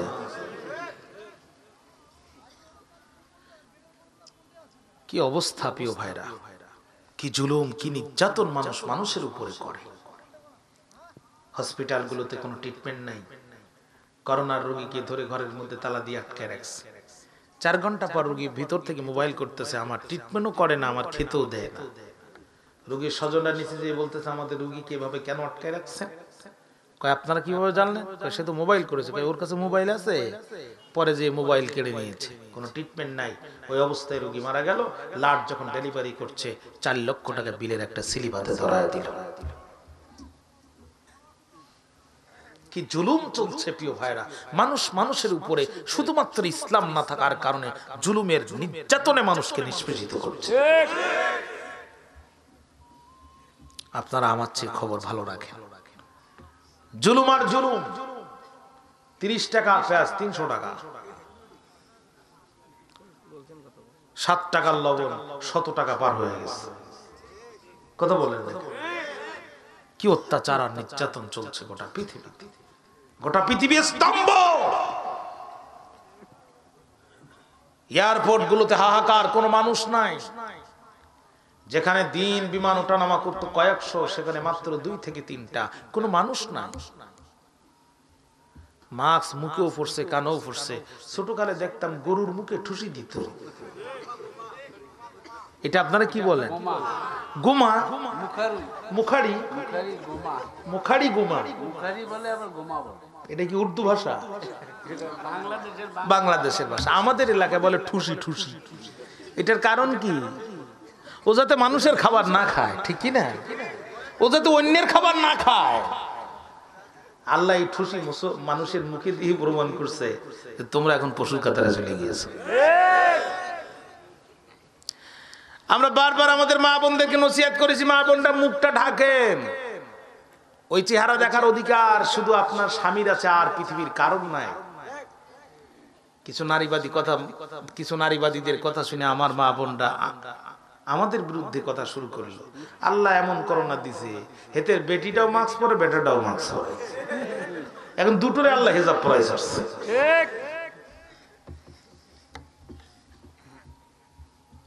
ভাইরা আমার, অন্ধকার হয়ে গেল, শরীরে পশম দেখা যায় না। মনে আছে আপনাদের? ওরা খুঁজতেছে কোথায় আমাদের সে গোলাম। পাশ থেকে একজন বলছে খবরদার, একটি আঘাত আর করার চেষ্টা করবা না। আমি খুব নিকট থেকে দেখেছি, খুব কাছ থেকে দেখেছি। এই গোলাম সাধারণ কোন গোলাম নয়। আকাশের দিকে লক্ষ্য করে হাত উঁচু করতে দেরি হয়েছে। আল্লাহর নবী হযরত ইউসুফ আলাইহিস সালাম আল্লাহর কাছে প্রার্থনা করলেন। ভাইরা আমার, তাফসীরে এসেছে কি যেন বললেন, সঙ্গে সঙ্গে অপরিচ্ছন্ন আকাশ মুহূর্তের ভিতরে পরিষ্কার হয়ে গেল। ওরা ইউসুফ আলাইহিস সালামকে নিয়ে রওনা শুরু করে দিলেন। মিশরের বাজারে নবী ইউসুফকে উঠালেন বিক্রি করার জন্য। তারা বলতেছেন এই গোলামকে কে কিনবে? ঘটনাক্রমে মিশরের তৎকালীন খাদ্যমন্ত্রী, নাম তার পুতিফার, কোন কোন তাফসিরে তার নাম কিতফির, কোন কোন তাফসিরে তার নাম ইতফির, ইবনে কাসিরে তার নাম পুতিফার, কেউ বা বলছেন তিনি মিশরের সে সময়কালীন সেনাবাহিনীর প্রধান ছিলেন। অধিকাংশ বর্ণনা বলছেন তিনি মিশরের তৎকালীন খাদ্যমন্ত্রী ছিলেন।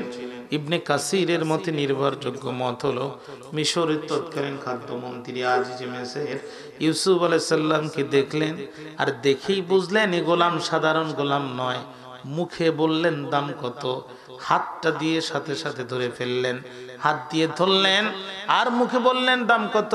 তার মানে বলবি যত দেব তত, তারপরও এই গোলাম হাতছাড়া করব না, এ তো সাধারণ গোলাম না। দাম হয়ে গেল।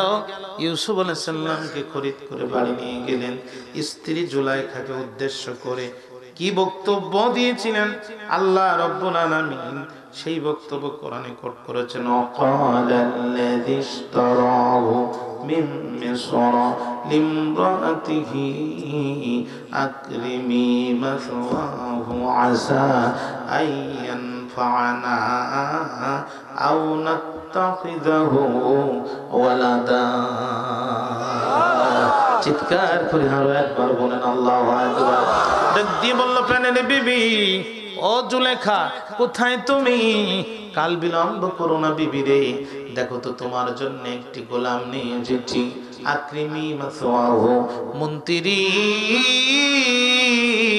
তার স্ত্রীকে ডাক দিয়ে বলছে বিবি সম্মান জানাও, উন্নত থাকার ব্যবস্থা করে দাও, সম্মান জানাও, উন্নত থাকার ব্যবস্থা করে দাও। আকরিমি মাসওয়াহু, খবরদার আমার এই গোলামের পায়ে যেন ঠান্ডা লাগে না, গোটা রাজপ্রাসাদটা কার্পেট দিয়ে তুমি বিছায় দাও, গরম যেন না লাগে, এসি গুলো অন করে দাও। দাসদাসীদেরকে বলে দাও রে বিবি আমার বাসার যত ভিআইপি খাবার আছে ইউসুফের জন্য খাবার টেবিলে সাজায় দাও, কোন রকম কষ্ট যেন না হয়। আশা করা যায় আইয়ানফানা, সে আমাদের অনেক উপকার করবে। আও অথবা তোমার আমার দীর্ঘ দাম্পত্য জীবনে কোনো সন্তান তো হলো না, আগামীকাল ইউসুফকে নিয়ে আমরা মিশরের কেন্দ্রীয় প্রেস ক্লাবে সাংবাদিক সম্মেলন করব, গোটা জাতির সামনে স্বীকৃতি দিয়ে ইউসুফকে আমাদের সন্তান হিসেবে গ্রহণ করব।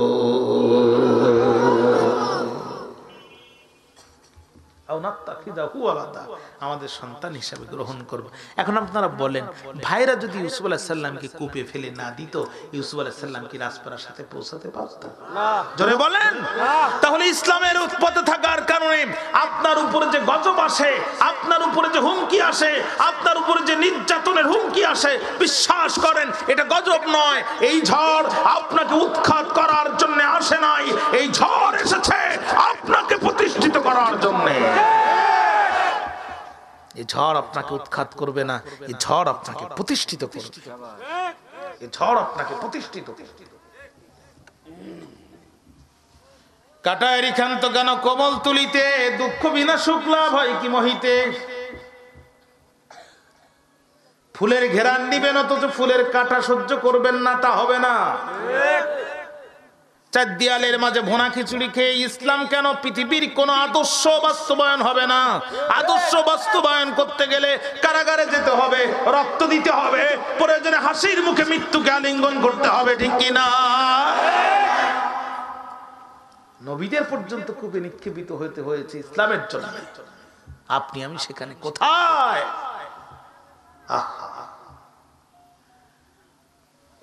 যাদের বাড়িতে ফ্রিজ নাই, এই মহিলারা ভাতগুলো যাতে সকালে খাওয়া যায় এই জন্য ভাতের উপরে পানি দেয়। সকালে এই পানি সহ যে ভাতটা হয়, আমাদের আঞ্চলিক ভাষায় এটাকে পান্তা বলে। পান্তা, এই পান্তার উপরে যে পানি আমাদের আঞ্চলিক ভাষায় এটা বলে আমানি। আপনারা কি বলেন? ভাই তো ভাই তো ভাই তো। তো আমাদের আঞ্চলিক ভাষায় একটা কথা আছে, ভাইতন ঠেলে আমানি ঠেলি পান্তা।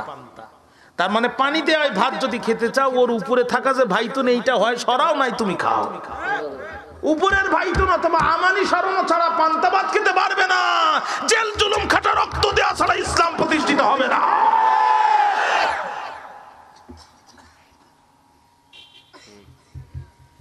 টাটকা টাটকা আবু জেহেল এখনো বেঁচে আছে।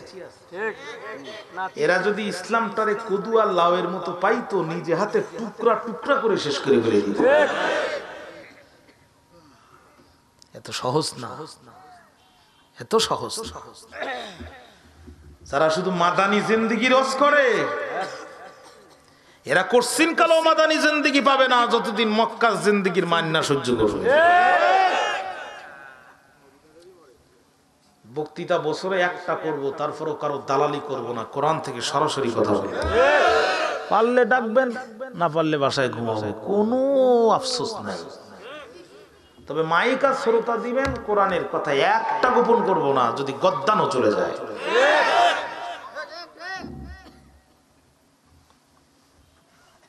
আফসোস লাগে, কষ্ট লাগে। আজকে কিছু আলেম নামদারি বাইর হয়েছে, দুনিয়া জাহান্নামে যাক, হেতে মাটির উপর, মাটির নিচে আর আসমানের উপরে, মাঝখানে নাই। আল্লাহ রাব্বুল আলামিন বলেন, কষ্ট হয় আপনাদের, রাগ করছেন আমার উপর।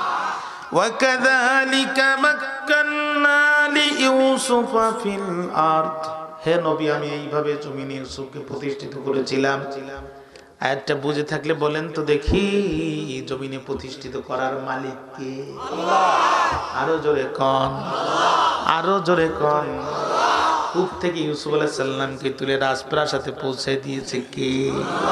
জমিনে প্রতিষ্ঠিত করার মালিক ডোনাল্ড ট্রাম্প নয়, জমিনে প্রতিষ্ঠিত করার মালিক জো বাইডেনও নয়, আমাদের পার্শ্ববর্তী দাদা নরেন্দ্র মোদী নয়।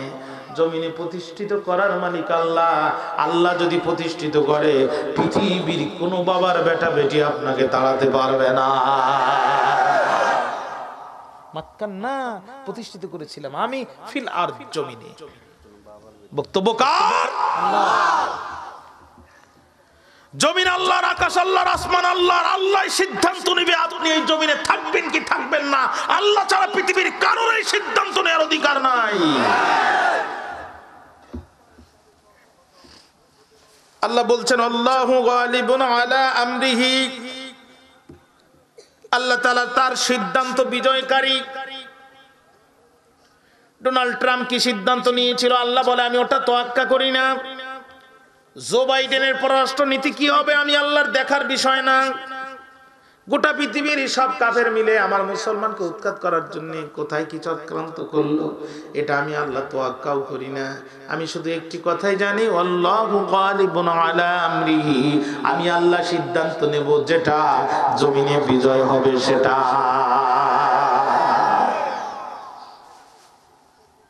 ফেরাউন চেয়েছিল মুসা হবে না, নিবন্ধন পাবে না, আমার সাথে লড়াই করতে পারবে না।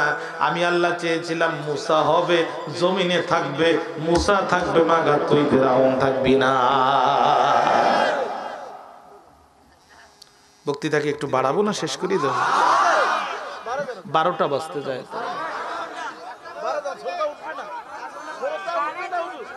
হাজার হাজার শত শত সন্তান ফেরাউন হত্যা করলো, মুসা যেন না হয়। দেশে যত সন্তান আছে সব মেরে ফেলো, মুসার জন্ম যাতে না হয়। মুসার নাম শুনলেই ফেরাউনের রাতের ঘুম হারাম। কঠিন পরিস্থিতিতে মুসা আলাইহিস সালামের দুনিয়ায় আসার সময় হয়ে গেল। আল্লাহ বলছে, ওয়া আওহাইনা ইলা উম্মি মুসা, আমি মুসার মায়ের কাছে সংবাদ পাঠালাম, মুসার মা, ওয়ালা তাখাফি ওয়ালা তাহজানি, তুমি ভয়ও পেও না, টেনশনও করো না। সিন্ধুক বানাও, মুসাকে ঢুকাও, নীল দরিয়ায় ভাসাও, দায়িত্ব তোমার। মুসার যাবতীয় নিরাপত্তা দেওয়ার দায়িত্ব আমি আল্লাহ।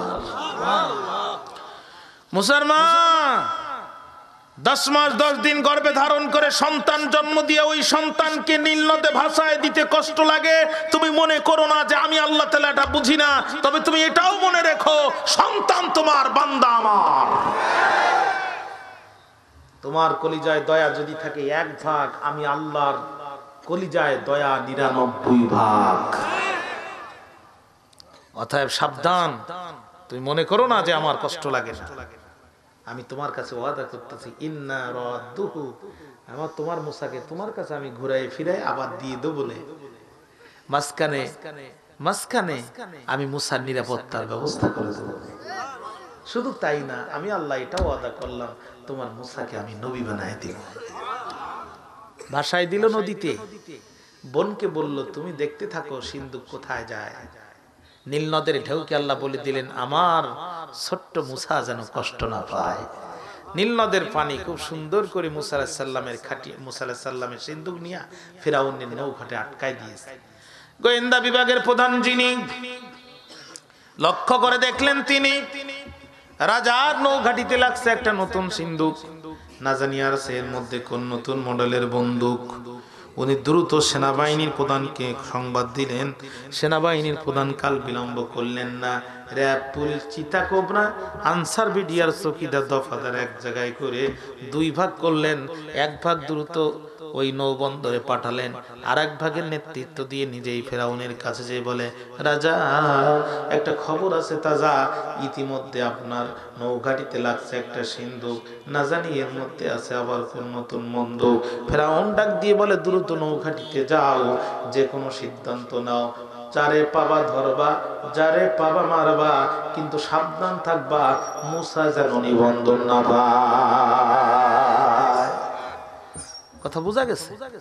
ওরা দ্রুত গেল, সিন্ধুকটা তুলে ডাইনে দেখে, বামে দেখে, সামনে দেখে, পিছনে দেখে, কিন্তু সিন্ধুকের মধ্যে কিছুই আছে বলে বুঝতে পারে না। এ কোন মডেলের বন্দুক, কোন মডেলের বোমায়ের মধ্যে আছে ওরা বুঝতে পারে না। হঠাৎ করে সিন্ধুকটা কানে লাগায় দেখে মুসা আলাইহিস সালামের মৃদু কান্নার আওয়াজ পাওয়া যায়। ওরা বলে, বাপরে বাপ, এ আবার কোন ধরনের বন্দুক। লাফায় উঠলো, শেষ পর্যন্ত রিস্ক নিয়ে বন্দুকটা ওপেন করে দেখে সিন্ধুক বন্দুক না রে, বন্দুক না।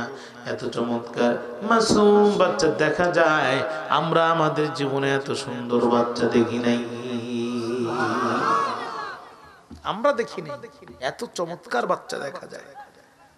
বাইরে আমার, বন্ধুরা আমার, ওরা ওখান থেকে চিৎকার করে বলে, মাগো আসিয়া। তখন এই মনে হয় সেই মুসা, চোরের মন। আম্মা আসিয়া তো দীর্ঘদিন তার সংসার করতেছে, তার সব কিছু বুঝে ডাক দিয়ে বলে, ফারাও সত্য কথা জানাও, বাচ্চাটা দেখতে কেমন? ফেরাউন কাসিয়া, সত্য কথা বলতে কি, বাচ্চাটা দেখে আমার অনেক ভালো লেগেছে। আসিয়া কো, তুমি কি খুশি? কয় হ্যাঁ খুশি। ভাইরা আমার, আল্লাহর কোরআনে বলছে, আসিয়া বলল, কুররাতু আইনিন লি ওয়া লাকা, আমার চোখ ঠান্ডা, তোমার চোখ ঠান্ডা, লা তাকতুলুহু, সুতরাং তুমি ওর উপরে চালাতে পারবে না নির্যাতনের ডান্ডা। আল্লাহ ডাক দিয়ে বলে, এমন খেলা খেলে দিলাম, আসিয়াও খুশি, ফেরাউনও খুশি, বুঝতে পারলো না যে আমি কোন জিনিস ওখানে ঢুকিয়েছি, বুঝতেই পারলো না। ফেরাউন বলছে, আসিয়া বাচ্চাটা আমার কাছে একটু দাও। আমি আসিয়া বলছে, কি করবা? তুই আদর করব। আম্মা আসিয়া মনে মনে কয়, কাফেরের বাচ্চা, কাফের, হাজার হাজার সন্তান হত্যা করেছিস, আর তুই এখন আদর করবি? তো দিছে, দাও। কয় নাও, নিছে। পয়গম্বর মুসাকে নিয়ে আস্তে করে, ফেরাউন কোথায় তোমার বাড়ি, কোথায় তোমার ঘর, কোন মা তোমার ভাষায় দিল নীল দরিয়ার পর, বলে যখন চুমা দিতে যাবে, পয়গম্বর মুসা পকেট থেকে বাম হাতটা বাইর করে ঠাস করে একটা থাবা দিয়েছে। লাগার কথা ছিল কানের চোয়ালে, কিন্তু মাথাটা নাড়ানোর কারণে ফেরাউনের নাকের উপরে থাবাটা লাগলো, নাকের হাড্ডি সহ বেঁকে গেল এক থাবায়। নাকের হাড্ডি যখনই বেঁকে গেল, মৃত্যুর হাজার বছর পরও, হাজার হাজার বছর পরও আমি মিশরের জাদুঘরে ফেরাউনের লাশ নিজে দেখেছি, আজও সেই বাঁকা নাক সোজা হয় নাই। থাবা খেয়ে বুঝতে পেরেছে। থাবা খেয়ে ফেরাউন কাল বিলম্ব করলো না, ডাক দিয়ে বলে, আসিয়া এতদিন খুঁজেছি যারে, সে এখন বাস করে আমার ঘরে। কই তুমি কারে খুঁজছো আর কে বাস করে? কই এই সেই মূসা, এই সেই মূসা,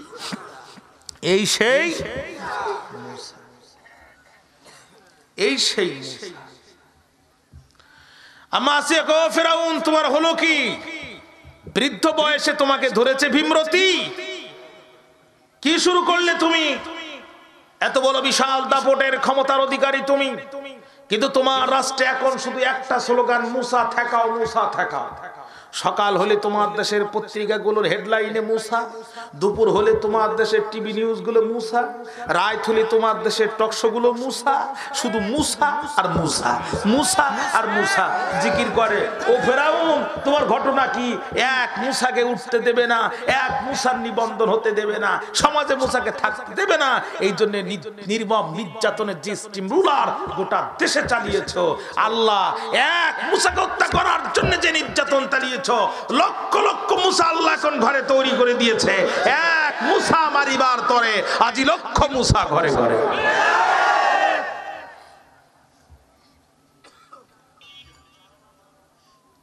ফিরাউন কাসিয়া, ও বাচ্চাটা স্বাভাবিক, কিন্তু ওর থাবার ওজন অস্বাভাবিক। বিশ্বাস না হয় তুই আমার নাকের দিকে একটু তাকা। আম্মা আসিয়া কই নাক তো নাকি আছে, নাক তো আর কান হয়ে যায়নি। কই তুই আমার স্ত্রী হয়ে একটা সত্য কথা বল, গত কালকেও কি আমার নাক এরকম বাঁকা ছিল? আম্মা আসিয়া কই কেমনে বাঁকা হলো? কই পিচ্ছি থাবা মেরেছে, আমার নাক বেঁকে গেছে। কই কও বলো কি তুমি? কই হ্যাঁ, বিশ্বাস না হয় তাকাই। যে কাটা ধার হয় তার গোড়া দেখলে বোঝা যায়, যে কাটা ধার হয় তার গোড়া দেখলে বোঝা যায়, যে বিড়াল শিকারী হয় তার গোফ দেখলে আন্দাজ করা যায়। ওই ছোট্ট পিচ্চির থাবাই বলে দিয়েছে ও মুসা, ও আমার খাবে, আমার ঘরে মানুষ হবে, আমার ঘরে থাকবে, আমার দিকে আসবে, আর বড় হয়ে আমার বিরুদ্ধে আন্দোলন আর সংগ্রাম করে আমাকে গদি থেকে নামায়া দরিয়ার মধ্যে ডুবায় মারবে।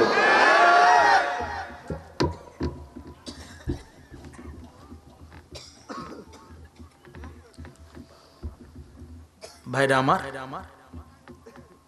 আম্মা আসিয়া কয় তাহলে কি করতে চাও? কই এতগুলো সন্তান মেরেছি, একেও মেরে দেই। কই তোমার ঘর আর জীবনে করব না, আমি বাচ্চাটাকে নিয়ে হাঁটলাম, তুমি তোমার মতো থাকো, আমি আমার মতো থাকো। কয় না আসিয়া তুই আমাকে ছেড়ে যাস না। তাহলে এই বাচ্চা মারতে পারবা না, এই বাচ্চার দিকে তাকাতে পারবা না। ফেরাউন কয় ঠিক আছে মারবো না। কি করতে হবে? বাচ্চা এখন খাবে, তুমি খাবার টাবার ম্যানেজ করো। ফেরাউন নিজে আপেল আর কমলা নিয়ে মুসা আলাইহিস সালাম হাতে দিয়েছে, মুসা আলাইহিস সালাম তা টান মেরে ফেলে দিয়েছে। আসিয়া আগে একবার আদর করতে গেলাম, থামা বেড়ে নাকের হাড্ডি বাঁকায় দিল। এখন খাবার দিতে গেলাম, খাবার ফেলে দিল। ও যদি মুসাই না হবে তাহলে আমার কাজ ওর কেনই পছন্দ হবে না? আম্মা আসিয়া কয় ও ছোট মানুষ, ওর মুখে এখনো দাঁত আছে? কয় না নাই। তো আপেল কমলা কেমনে খাবে? ও যে তোমার আর একটা থাবা দিয়ে তোমার চোখ একটা নষ্ট করে নাই, এটাই তো তোমার নসিব ভালো। ফেরাউন বুঝছে তাই তো, কাফেরদের মাথা একটু মোটা হয়, এদের বুদ্ধি শক্তি কম হয়। ফেরাউন বুঝছে তাই তো, কি করব? আম্মা আসিয়া বলে সময় নষ্ট করো না, খুব দ্রুত তুমি তোমার তথ্যমন্ত্রীকে বলে দাও গোটা দেশে যেন সে সংবাদ ছড়ায় দেয়, একজন ধাত্রী দরকার যে তোমার রাজপ্রাসাদের সব সুবিধা পাবে, আবার এই বাচ্চাটিকে দুধ খাওয়ায় বড় করে দেবে। ফেরাউন তথ্যমন্ত্রীকে নির্দেশ দিল। অনেক ধাত্রীগুলো আসলো। হযরত মুসা আলাইহিস সালামের বোন সেখানে যেয়ে বলল, আমি এমন একজন ধাত্রীর খবর জানি যিনি সন্তানদের দুধ খাওয়াতে অত্যন্ত পটু, অনেক শিক্ষিত, এ ব্যাপারে খুব জানে, তার নলেজ আছে। কয় তাকেও সংবাদ দাও। মুসা আলাইহিস সালামের মালাইনে শেষে দাঁড়ালেন, দাত্রীদের কাছে মুসা আলাইহিস সালামের কে নিয়ে গেল। কারুর কোলে মুসা আলাইহিস সালাম গেল না, কিন্তু যেই না মাকে দেখেছে, লোহার সামনে চুম্বক নিয়ে গেলে যেমন চুম্বকটা দৌড়ে লোহার কাছে যায়, দীর্ঘ সময় পরে মাকে পাওয়ার সাথে সাথে মুসা আলাইহিস সালাম লাফ দিয়ে মায়ের কোলের মধ্যে উঠে যায়। আল্লাহ ডাক দিয়ে বলে, মুসার মা, আমি বলেছিলাম না আমি আল্লাহ ওয়াদা ভঙ্গকারী না, আমি তোর মুসাকে তোর কোলে ফিরাই দিলাম। মাঝখানে একটু নদী দিয়ে নিয়ে সে ফেরাউনের রাজপ্রাসাদে তার নিরাপত্তার ব্যবস্থা করলো। যে ফেরাউন তাকে হত্যা করবে সেই ফেরাউন এখন তার লালনার পালনের দায়িত্ব দেয়। ও মুসলমান, এই মুহূর্তে এই রাজপ্রাসাদে তোর জন্য একটা রুম বরাদ্দ হবে, ভিআইপি খাট, রাজকীয় সব সুযোগ সুবিধা থাকবে, সাথে সাথে তোর একটা চাকরি হবে, মাসে মোটা অঙ্কের বেতন হবে। ফেরাউনের কর্মচারীদের বেতন বৃদ্ধি পায় বছরে 2 বার, 3 বছর 5 বছর পর পর একবার, আর তোর বেতন বৃদ্ধি পাবে তোর ইচ্ছার উপর। তুই শুধু বলবে আমি চাকরি করব না, বেতন দ্বিগুণ হতে মোটে দেরি হবে না, কারণ তোর মুসা তোর স্তনে ছাড়া পৃথিবীর কোন স্তনে মুখ দেবে না। ফেরাউনের সিদ্ধান্ত ছিল মুসা আলাইহিস সালাম জমিনে আসবে না। আল্লাহর সিদ্ধান্ত ছিল আল্লাহু গালিবুন আলা আমরিহি, আল্লাহ তার সিদ্ধান্ত বিজয়কারী। মুসা জমিনে আসবে, মুসা জমিনে থাকবে, মাগার তুই ফেরাউন কিছুই করতে পারবি না। ভাইরা আমার, দীর্ঘদিন অতিক্রম হয়ে গেল। মুসা আলাইহিস সালাম হযরত ইউসুফ আলাইহিস সালাম রাষ্ট্রে থাকলেন।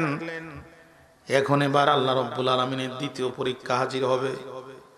আমরা চুপ করে থেমে আছি, কিন্তু ঘড়ির চাকা থেমে নাই। 12টা পার হয়ে গেছে। না না, আর লম্বা করা ঠিক না। হ্যাঁ হ্যাঁ, আপনাদের তো কষ্ট হচ্ছে, আমি বুঝতেছি। আর একটু বলবো সামনে? না, আমি আর অল্প একটু বলতেছি, খেয়াল করেন। এবার মুসা আলাইহিস সালাম বড় হয়ে গেল, জুলেখার নজর চলে গেল। আল্লাহ রাব্বুল আলামিন ইউসুফ আলাইহিস সালাম বড় হয়ে গেল, জুলেখার নজর চলে গেল। 12টা বেজে গেছে, মাথার তার ছিঁড়ে গেছে। বাইরে আমার খেয়াল করেন, আল্লাহর কোরআন বলছে ওয়ারাদাতুহুল্লাতী হুয়া ফি বাইতিহা আন নাফসিহি ওয়া গাল্লাকাতিল আবওয়াবা ওয়া ক্বালাত হাইতা লাক। আল্লাহু আকবার বলেন। জুলেখা ডাক দিয়ে ইউসুফ আলাইহিস সালামকে বারবার নিজের দিকে আকৃষ্ট করতে লাগলেন। ইউসুফ রে, খাইতে পারি না, শুইতে পারি না, বিরহের বেদনা। ও ইউসুফ রে, তোমাকে ছাড়া কিছু কল্পনাই করতে পারি না। নবী ইউসুফ আলাইহিস সালাম বললেন, আপনি কি চান? কয় মোল্লা, তুমি সব বোঝো, আর আমি কি চাই এটা বুঝো না। তোমার দেখতে বড় সুন্দর, চুলগুলো বড় ভালো, চুলগুলো বড় মসৃণ, চেহারা তোমার। ও ইউসুফ, তুমি অনেক সুন্দর, এটা স্বীকার করি, ভুলে যেও না আমি জুলেখাও কিন্তু বিশ্ব সুন্দরী। কেন আমারে পাত্তা দাও না? 24 ঘন্টা শুধু আমার তোমারই কল্পনা।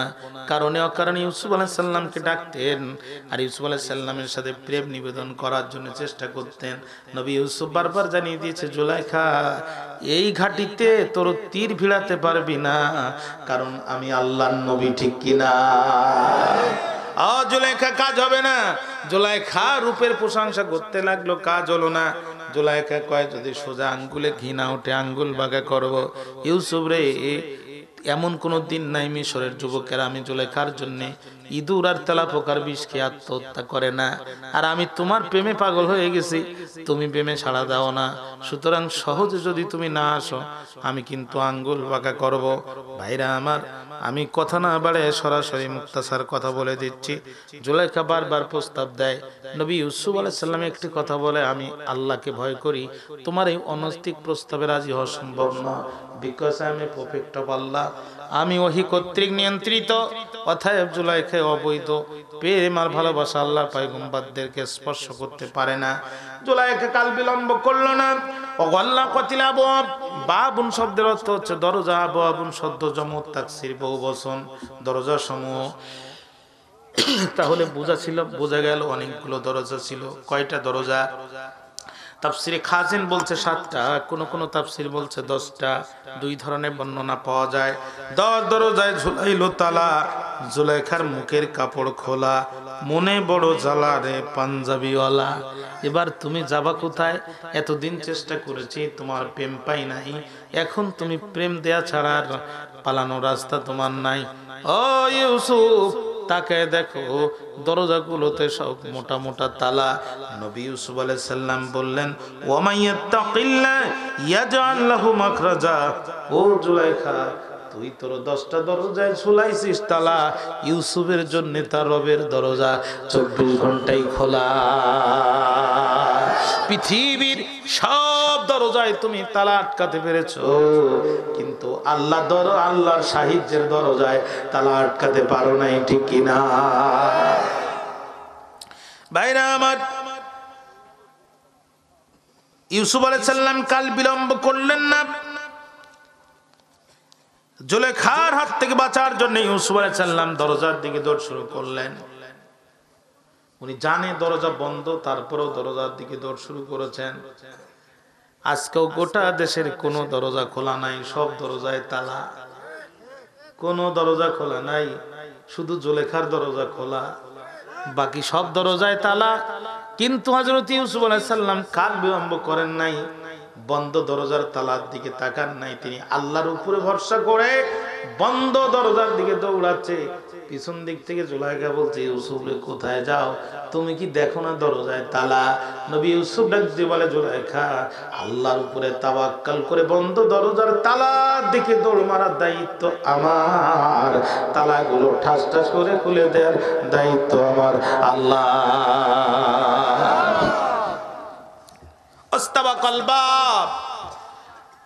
উবাই দরজার দিকে দৌড়ানো শুরু করলেন। আল্লাহর উপরে তাওয়াক্কাল করে ইউসুফ আলাইহিস সালাম সামনে গেল, যখন এক একটি দরজার তালাগুলো ঠাস ঠাস করে খুলে গেল, তখন ওয়াকাদ্দাত কামিসাহু মিন দুবুরিন, পিছন দিক থেকে জুলাইখা ইউসুফ আলাইহিস সালামের পাঞ্জাবিতে জুব্বা এমন ভাবে ধরছে। আর ইউসুফ আলাইহিস সালামের দৌড়ানোর গতি যত বেশি ছিল, জুলাইখার ধরার গতি তত বেশি ছিল। বন্ধ দরজা দেখে ইউসুফ আলাইহিস সালাম শুধু দোয়া করলেন না, ইউসুফ আলাইহিস সালাম বসে থেকে দোয়া করতে পারতেন, রব্বানা যালামনা, আল্লাহ আমি আর পারলাম না, এখন তুমি দরজা খুলে দাও, তোমার ইউসুফকে তুমি রক্ষা করো। উনি সেটা বলেন নাই, উনি আগে ময়দানে নেমেছেন, তারপরে দোয়া করেছে, ঠিক কিনা? বন্ধুরা আমার, পিছন কদ্দাত কমিসাও মিন দুবুরিন, পিছন দিক থেকে জুলাইখা থাবা মারার সঙ্গে সঙ্গে জুব্বা ছিঁড়ে গেল। অতএব বোঝা গেল জুব্বা ছিঁড়ে যাবে, তারপরও ময়দানে নামতে হবে। পিছন দিক থেকে জুব্বা ছিঁড়ে গেল, একটা একটা দরজার সামনে যাচ্ছে, দরজাগুলো খুলে যাচ্ছে। সব দরজা খোলা শেষ সোনার বাংলাদেশ, কিন্তু শেষ দরজার সামনে গেল যখন, ঝামেলা বাঁধলো তখন। জুলাইখার স্বামী আজিজ মিসর সেখানে দাঁড়ায় আছে। ও সাইয়্যেদাহা ওয়া আলফায়া সাইয়্যেদাহা লাদাল বাব। জুলাইখার স্বামী সেখানে, আমাদের আঞ্চলিক ভাষায় কয় যেখানে বাঘের ভয় ঠিক সেখানেই রাত হয়। সামনে যখন এসে গেল, জুলাইখা মনে মনে বড় ক্ষিপ্ত হয়ে গেল, রে ইউসুফ, তুই আমার চাকর হয়ে, আমার বাড়ির কর্মচারী হয়ে আমার কথা শুনলি না, তোর সাথে প্রেম করতে পারলাম না, এক কষ্ট, স্বামীর কাছে ধরা খাইলাম আর এক কষ্ট, তোরে নিতে পারলাম না, আমার গ্রুপের মধ্যে এক কষ্ট, আবার সেটা জাতির কাছে ধরা খাইলাম আর এক কষ্ট। এতদিন তুই আমি জুলেখার প্রেম দেখেছিস, এখন তুই আমি জুলেখার বিষ দেখবি। কাল বিলম্ব না করে সঙ্গে সঙ্গে জুলাইখা হযরত ইউসুফ আলাইহিস সালামের বিরুদ্ধে বর্তমান বাংলাদেশের প্রচলিত ধারা অনুযায়ী ইফটিজিং এর কেস করে দিল।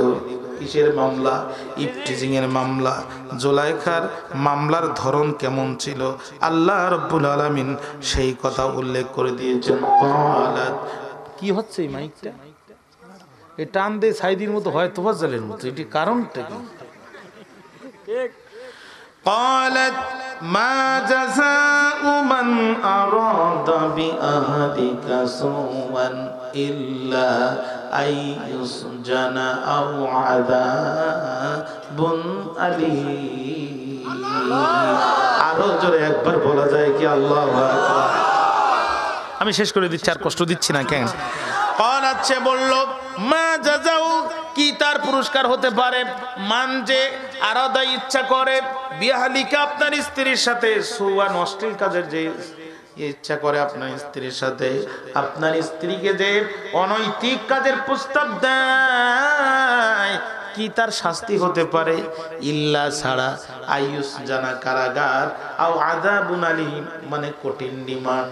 মোল্লা তুই আমার সাথে প্রেম করবি না, আমার গ্রুপে আসবি না, হয় রিমান্ডে কাটাবি নাই কারাগারে দিন থাকবি। মিলতেছে মিলতেছে 19-20 না 20-20 একবার।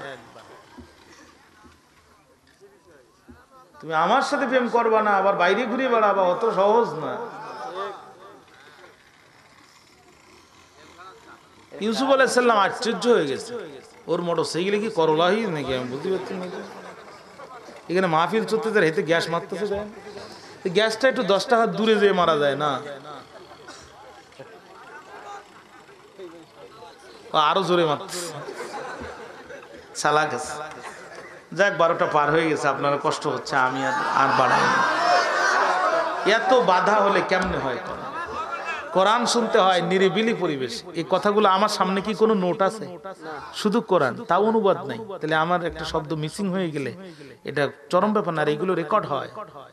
আগের যুগে অস্কার, এখন অস্কার অনেক পার্থক্য, কথা খুব সাবধানে বলতে হয়।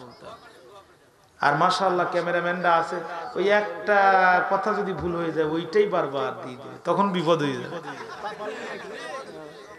হ্যাঁ, দোয়া করে দিই, আল্লাহুম্মা সাল্লি আলা মুহাম্মাদ। না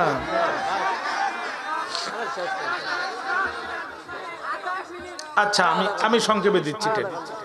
ঘটনা হচ্ছে ওই যে এক লোক বক্তা দাওয়াত করছে, রাত্রি ওয়াজ মাহফিলের পরে হুজুর কমাইছে, সকালবেলা আবার সে লোকটা হুজুরকে আগাই দিতে ট্রেন স্টেশনে গেছে, হুইসেল বাজাই দিছে, হুজুর ট্রেন উঠে বসছে। সেই সময় জানলার ফাঁকতে বলছে, হুজুর ইউসুফ আলাইহিস সালামের ঘটনাটা শোনার একটু ইচ্ছা ছিল। ট্রেন কিন্তু অলরেডি ছেড়ে দিছে, ওই বেচারা হাঁটতেছে। আবার হুজুর বলতেছে ইয়াকুব আলাইহিস সালামের একটা ছেলে ছিল, মাঝখানে হারাই গেছিল, পরে আবার খুঁজে পেল। হ্যাঁ, ওই 3 কথাই 111 আয়াতে তাফসীর হয়ে গেছে। আমরা বাড়াতেও পারি, কমাতেও পারি। সংক্ষেপ করে দিচ্ছি, মুলাক্কাস করে দিচ্ছি ইনশাআল্লাহ। ভাইরা আমার, আজিজ মিসর তো আশ্চর্য হয়ে গেল, এ কোন ধরনের মামলা? ইউসুফ সামনে, জুলেখা পিছনে। খেয়াল করেন, ইউসুফ সামনে, জুলেখা পিছনে। আমার স্ত্রী ইউসুফের ছিঁড়া জুব্বা ধরা, আবার আমার স্ত্রী উল্টে ইউসুফের নামে মামলা করতেছে। আগে দেখতাম যারা বেশি মার খেত তারাই থানায় যে মামলা করত, এখন দেখি যারাই মারে তারাই আবার মামলা করে। এ কি মামলা? ইউসুফ সামনে, ইউসুফ যদি দোষী হতো তাহলে তো ইউসুফ পিছনে থাকার কথা ছিল, কিন্তু ইউসুফ সামনে, জুলেখা পিছনে। আমার ঘরের স্ত্রী ছিলা জুব্বা ধরা, আবার স্ত্রী ওর নামে মামলা করতেছে। কি আজীব মামলা! হাজী সাহেব মক্কায়, মামলা হয় বাংলায়। হাজী সাহেব 3 বছর আগে কবরে, ককটেল ফুটানোর মামলা 3 বছর পরে উপরে। চাচি আম্মা থানায় যে বলে, ওসি সাহেব 70 বছর সংসার করার পরে বেচারা 3 বছর আগে মারা গেল, কখন সৈয়দপুরে এসে ককটেল ফুটালো, আপনার থানার মামলা নথিতে পাওয়া গেল, আমার সাথে একটু দেখাও করল না। এবার যদি কখনো কবর থেকে উঠে ককটেল মারে, ধরে রাখবেন, যেতে পারবেন না। আমি জিজ্ঞাসা করব, আমার অপরাধটা কি, কেন দেখা করে গেল না?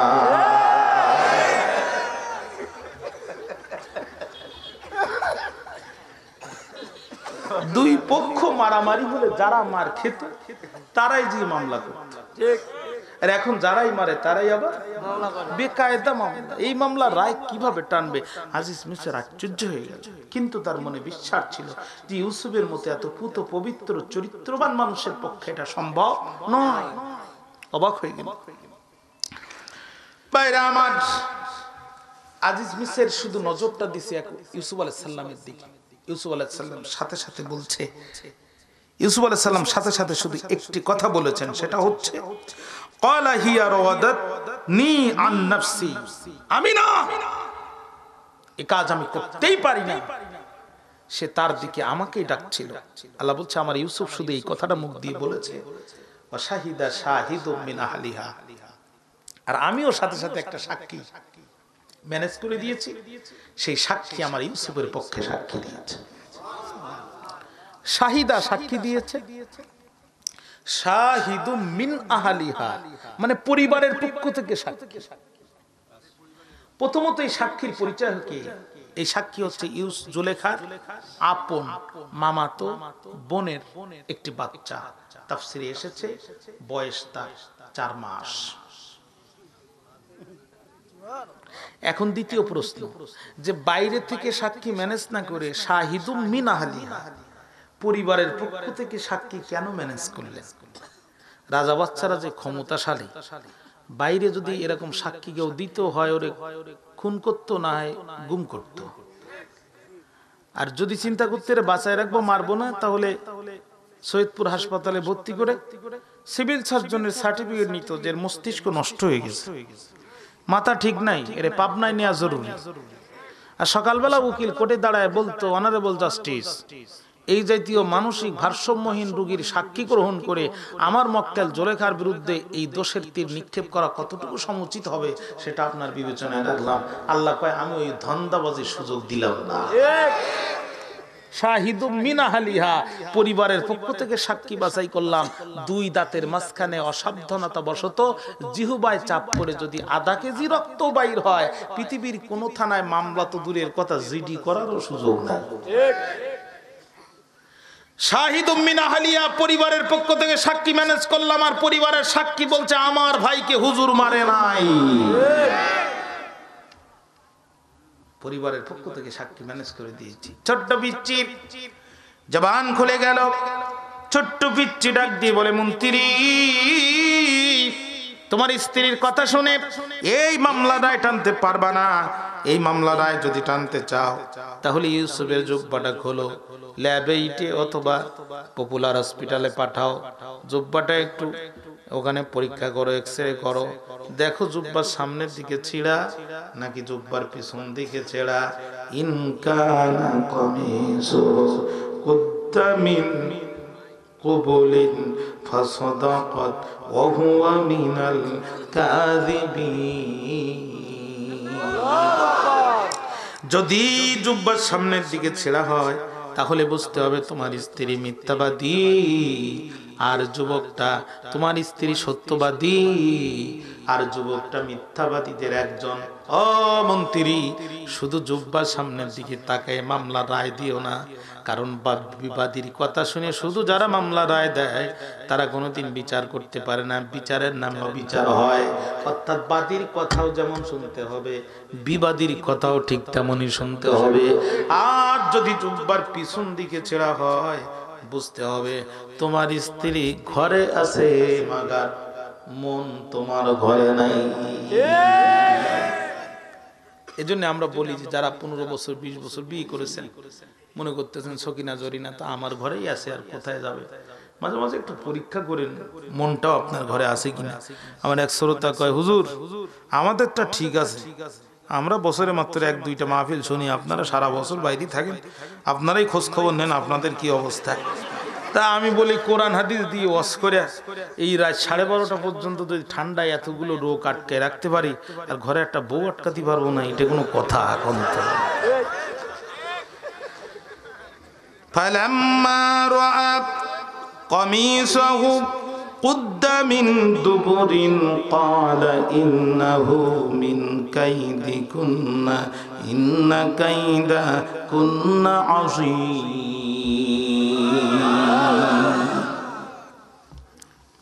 যখন জুব্বার দিকে তাকালো তখন জুব্বার পিছন দিকে ছেঁড়া দেখতে পেল, যার শিল তার নোড়া উল্টে তারেরই ভাঙলো দাঁতের গোড়া। যখনই দেখতে পেল তখন বলছে ইন্না কাইদা কুন্না আযীম। হ্যাঁ এ মহিলা, এটা তো চোর চক্রান্ত, ইন্নাহু মিন কাইদিকুন্না। হ্যাঁ এটা তো চোর চক্রান্ত, ইন্না কাইদা কুন্না আযীম। আর তোর মতো নারীদের চক্রান্ত মারাত্মক কঠিন। 10 কিলোমিটার সাইকেল চালানোর পরে 1 গ্লাস পানি, ওটা পানি না, ওটা হচ্ছে আপনার জন্য জীবন। একই পানি যদি আপনাদের এই নদী দিয়া 10 ফুট 100 ফুট উপর দিয়া আপনাদের গ্রামে আসে, বন্যা হয়, তখন ওটা আর পানি না, ওর অপর নাম হচ্ছে মরণ। নারী যদি পর্দায় থাকে, নারী যদি ইসলাম মানে কোরআনের পথে চলে, আসিয়ার মতো হয়, খাদিজার মতো হয়, আর আয়েশা রাদিয়াল্লাহু তাআলা আনহাদের মতো হয়, তাহলে ওই নারী এই সমাজের জন্য রহমত। আর এর উল্টা যদি হয় তাহলে নারী সমাজের জন্য গজব। ঠিক কি না? যাই হোক, ঘটনা অনেক ঘটে গেল। আজিজ মিসর চেয়েছিল ঘরের ঘটনা ঘরের মধ্যেই চাপা থাক, এটার বাইরে বেশি নড়াচড়া না হোক, কিন্তু যা কিছু ঘটে তার কিছু না কিছু ঘটে। খবর পৌঁছায় গেল, শহরের মন্ত্রীদের নারীরা এই সংবাদ পেল আর বলতে থাকো, আহারে জুলাইখা, তুই বিশ্ব সুন্দরী আর শেষ পর্যন্ত পছন্দ করলে বাড়ির কর্মচারী। সি সি সি, এই তো রুচি।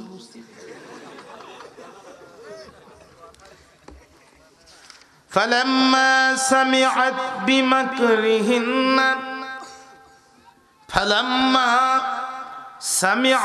بمكرهن أرسلت إليهن وأعتدت لهن متكأ وآتت كل واحدة منهن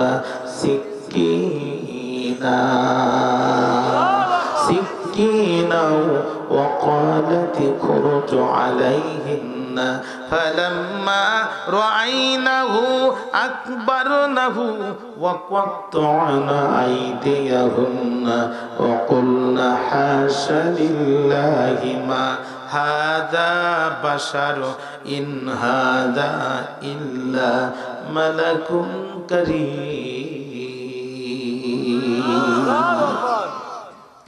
ফালাম্মা সামিআত বিমাকরিহিন্না, জুলাইকা যখন তার বিরুদ্ধে চক্রান্তের কথা শুনল, আর সালাত ইলাইহিন্না, তখন এই মিনিস্টার মন্ত্রী সচিবদের স্ত্রীদেরকে নিজের বাড়িতে দাওয়াত দিল আর তাদের জন্য আপ্যায়নের ব্যবস্থা করলো।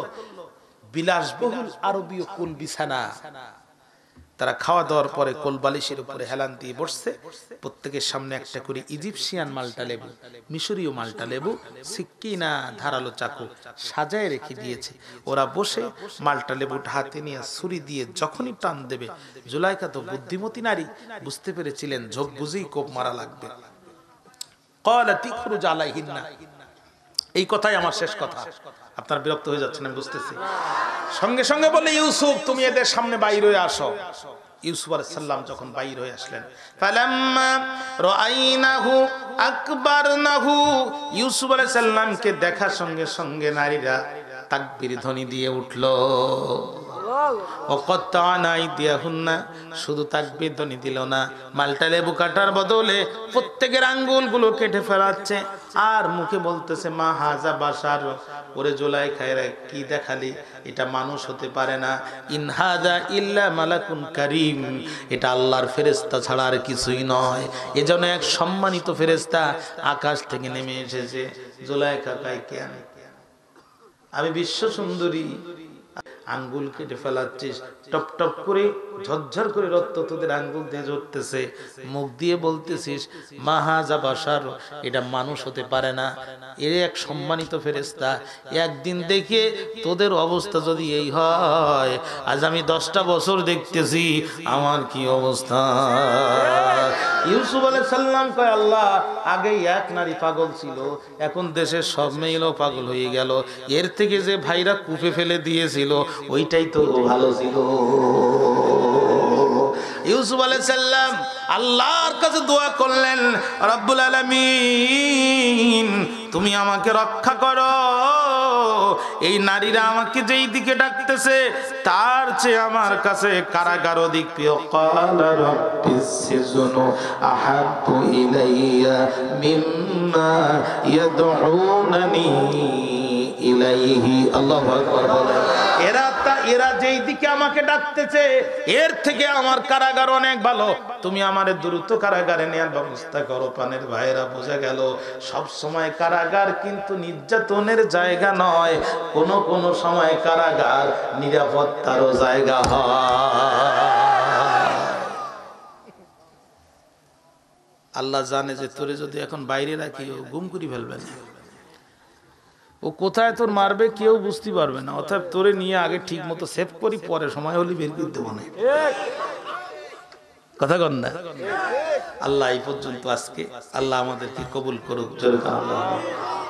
এখন আর হবে না, আপনারা যদি 5টা দিন আমাকে সময় দেন, প্রতিদিন এসার পরে মাইক দিবেন, এই মানুষগুলো আসবেন, এরকম করে 5টা দিন সময় দিলে মোটামুটি সূরা সম্পর্কে একটা ধারণা দেওয়া সম্ভব। আল্লাহ তাআলা কবুল করুক। জোরে কান আল্লাহুম্মা আমিন।